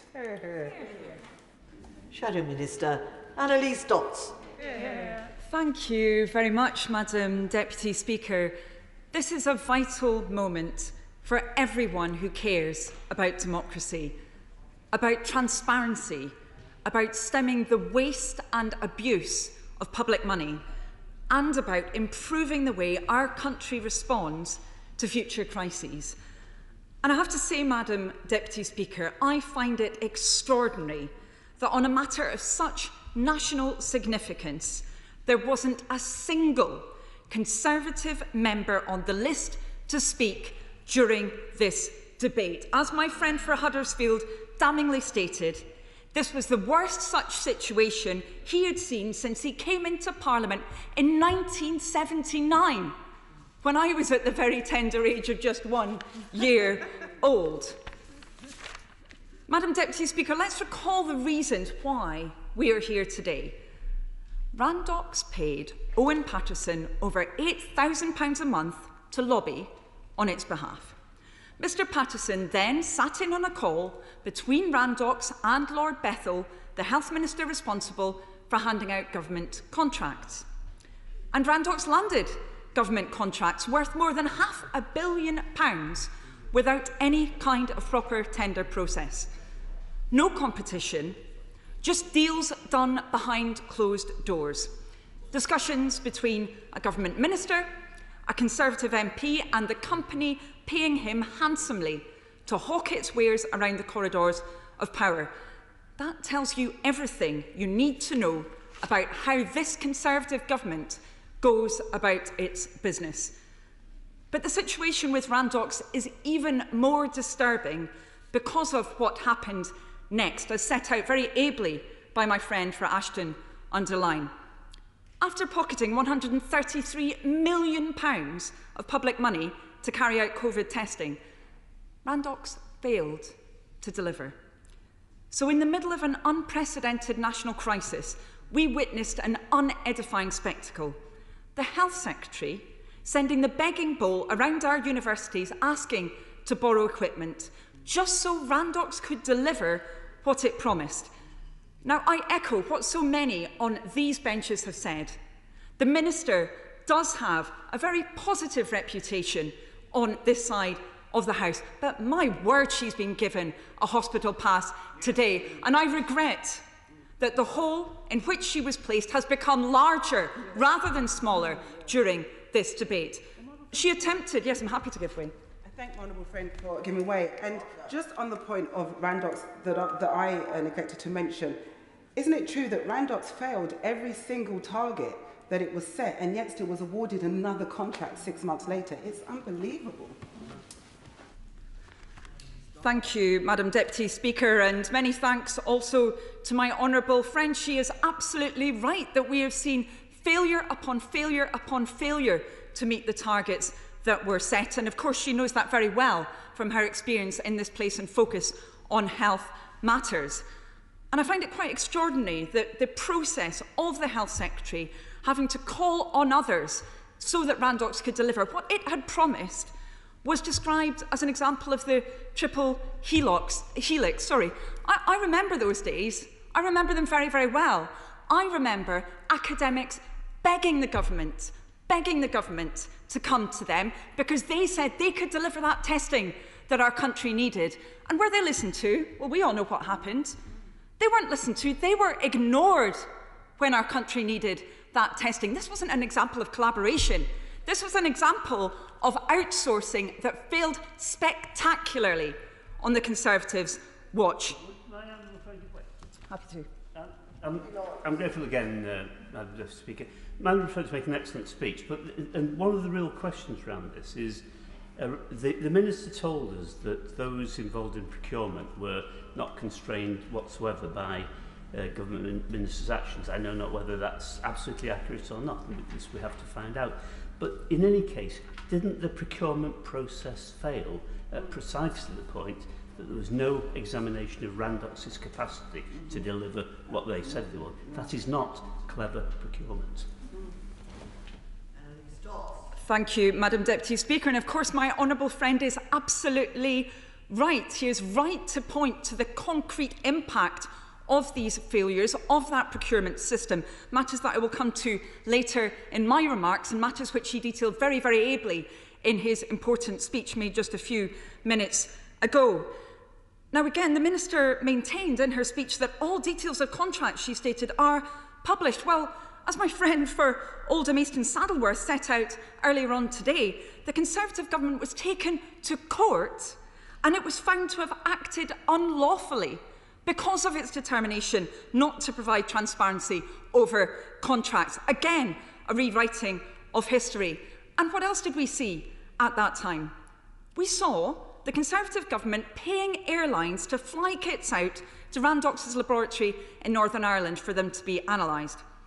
We saw the Health Secretary warning people not to use Randox testing kits because they were not up to standard, his words. And in the end, Randox had to recall 750,000 tests because they were not good enough, as my friend for Leicester South rightly explained. They threw away over 12,000 swabs in a single day because they had to be voided. Now, the Minister said earlier that we should pause and reflect on what happened. Well, many of us have been pausing and reflecting, and we've been remembering.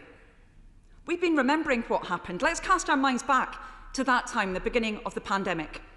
We remember when our country faced that nationwide testing shortage as the devastation of COVID ripped through our communities.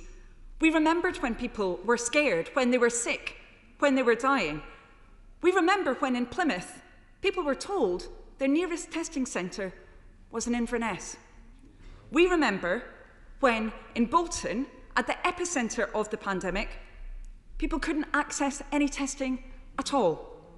We remember, as my friend for Blackburn devastatingly set out earlier, we remember when care homes were not able to access the testing that they needed for elderly and vulnerable people, and we remember the impact that that had. The stakes could not have been higher. Lives depended on the government securing the best possible testing contract. Almost 40,000 people died in care homes in the year after Owen Paterson's phone call with Lord Bethell and Randox. Care homes which took in people from hospital who hadn't been tested at all. Care homes whose own staff and residents couldn't access the test they needed until nearly 2 months after the national lockdown began, by which point it was too late. And as my friend from Rochdale said, we have got to know whether this contracting played a role in those awful, awful outcomes. And how did the government respond to its abject failures to deliver? Did they learn the lessons when new contracts came up? For example, a contract twice as lucrative as the previous one for testing? Of course not. They doubled down, and Randox doubled up with a brand new deal. Again, no competition. Again, behind closed doors. Another £350 million of public money dropped in the lap of the firm, which just so happened to have a Conservative MP and former Secretary of State on its payroll. Now, the Minister attempted to dispute this course of events earlier, and I say to her, prove it. Publish every dot and comma related to these deals. Every email, every message, every letter between ministers, special advisers and MPs. Explain why Lord Bethell's WhatsApp messages have been lost as part of the sorry saga that was detailed by my friend for Ashton underline, the 21st century equivalent of the dog ate my homework. Come on, this is ridiculous. And explain to us, please, what on earth is going on with these minutes? What's going on with these minutes about the phone call with Lord Bethell and Patterson? Because we seem to have had mixed messages during this debate. You know, at one point, it seemed to be suggested that there weren't any minutes. They never existed. Now, that in and of itself raises extremely important questions. So no minutes of a meeting relating to 2 contracts worth £500 million of taxpayers' money? Then it was suggested, oh no, it's not that we necessarily know that there weren't any minutes, or maybe perhaps that they were destroyed. No, we were unable to locate those minutes. Well, when are they going to be located? They need to be located. And why? If the department's been unable to locate them, why has the Department of Health been stating that it's not able to respond in a timely manner to freedom of information requests about this, and not stated that was because it believes the minutes may not exist or they're unable to locate them or whatever it is. Instead, they just said they're trying to respond to those FOIs. My goodness, what a mess. Explain how many other meetings might not have been minuted. How many other meetings might have minutes actually in reality, but nobody knows where those minutes are? When are we going to see them? And explain why the government is so resistant to letting sunlight be the disinfectant that it needs to be on this process. As a member for Amber Valley said, just publish it. Because while we're talking today about this specific contract, we all know the problem doesn't begin and end with Randox. This is a government that rolled out the red carpet for many more companies with close links to senior Conservatives. Just yesterday, we learned that of the 47 firms which won contracts via the so-called VIP lane, which so many on these benches have referred to, 4 were helped by a former Conservative chair, 4 by the former Health Secretary, and 1 by Dominic Cummings. And I regret that the Conservative minister stated, her words, "Ministers have no role in the procurement process." Well, that wasn't the case, was it, with that VIP lane?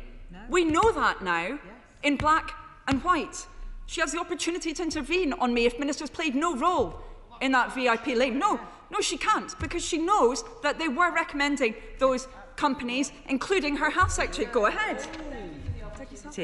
I think the difference between the VIP lane is the identification of potential sources of supply. The procurement process then starts after that process, and that's when the procurement professionals, who are highly regulated, take over the process. Thank you, Madam Deputy Speaker. The Minister is obviously doing her very best, but yet again, I'm afraid that this is not an edifying spectacle. That recommendation led, as I said before, in the overwhelming variety of cases, to those companies receiving enormously expensive contracts. It is risible to suggest anything less, and it's also risible to suggest that in these cases the government followed its own emergency procurement guidance. Let me quote that. Contracting authorities should maintain documentation on how they have considered and managed potential conflict of interest in the procurement process. I go on. Particular attention should be taken to ensure that decisions are being made on the basis of relevant considerations and, wait for it, not personal recommendations. And there was nothing inevitable about this, because I know how things ran in Labour-run Wales, and they did not run like this there. What we've seen in these situations are companies with links to the Conservative Party being 10 times more likely to secure a contract than others. Public money, which has been doled out based not on a company's abilities, but on its contact book. And when it comes to spending taxpayers' money on testing and PPE equipment that can save lives, you'd hope that this government would take things more seriously. But as my right honourable friend for Wallasey said, the switch into an emergency process provided no justification for the ransacking of public money that we've seen. As the member for Amber Valley said, an emergency situation wasn't a reason for having no process at all. In practice, as he said, there should have been more sensitivity around the process, not less. And because of the government's approach, British businesses that didn't have Tory MPs on speed dial missed out. Happy to. To my honourable friend for giving way, I just wonder, I know the Minister's not managed to answer the question I posed to her earlier, but ARCO in the City of Hull existed for 135 years. It provided top quality products to the NHS since its very inception, and it couldn't get on to the VIP lane. Why were they blocked? Thank you, Madam Deputy Speaker. And of course, my honourable friend is absolutely right. He detailed that very sorry tale in his speech in devastating manner, as indeed did also my honourable friend for Kingston upon Hull, West and Hessel. That company, ARCO, that had existed for decades, for 135 years, providing this kind of essential material, which was completely ignored. And yet we saw, for example, Ianda Capital, an investment firm with no PPE experience, which ended up being used by the government to purchase 50 million masks that weren't even usable. Again, we also saw other companies being missed out. Multi-Brands International, based in Bradford, it had been providing PPE to the Chinese government since the end of 2019. They spent months trying to offer those services to the UK government, but got absolutely nowhere. What did the government do instead? It bought 400,000 protective gowns from Turkey that were unusable. It seems to be always this way with the party opposite, Madam Deputy Speaker. One rule for the Conservatives and their friends, and another rule for everyone else. And it's the British people who pay the price. Now, Madam Deputy Speaker, this Conservative government is currently doing its best to suggest that every politician was engaged in graft. They're trying to drag everyone down to their level and feed a growing disillusionment with our politics that damages us all. But on the Labour benches, we know that is not true, and I suspect a fair few on their benches opposite also know it's not true. The people of Britain know when they're being taken for fools. When a party found guilty of breaking the rules tries to remake the rules, to protect one of their own. There's a word for that, corruption, and that's what this Prime Minister has brought into the heart of our politics. And the British people won't tolerate it, which is why, of course, the Prime Minister panicked last week and U-turned, because he knew he'd been rumbled. We do all have to play by the same rules, whatever the Prime Minister thinks. That's why Labour has been clear that if we were in power, things would change. We would ban dodgy second jobs like those of the former member for North Shropshire. And I mean properly ban them, not the kind of watered-down cop-out that the Prime Minister is trying to lay down this afternoon. We'd close the revolving door and ban ministers from lobbying for at least 5 years after they leave office.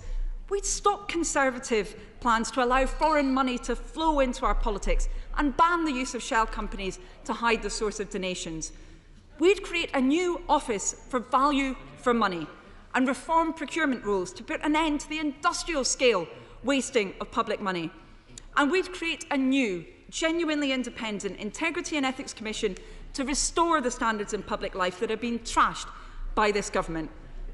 This scandal has presented a clear choice about the kind of politics that we want for this country. Boris Johnson's politics of the gutter, or Keir Starmer's politics of decency and integrity. And the MPs on the benches opposite, they've got a choice today too.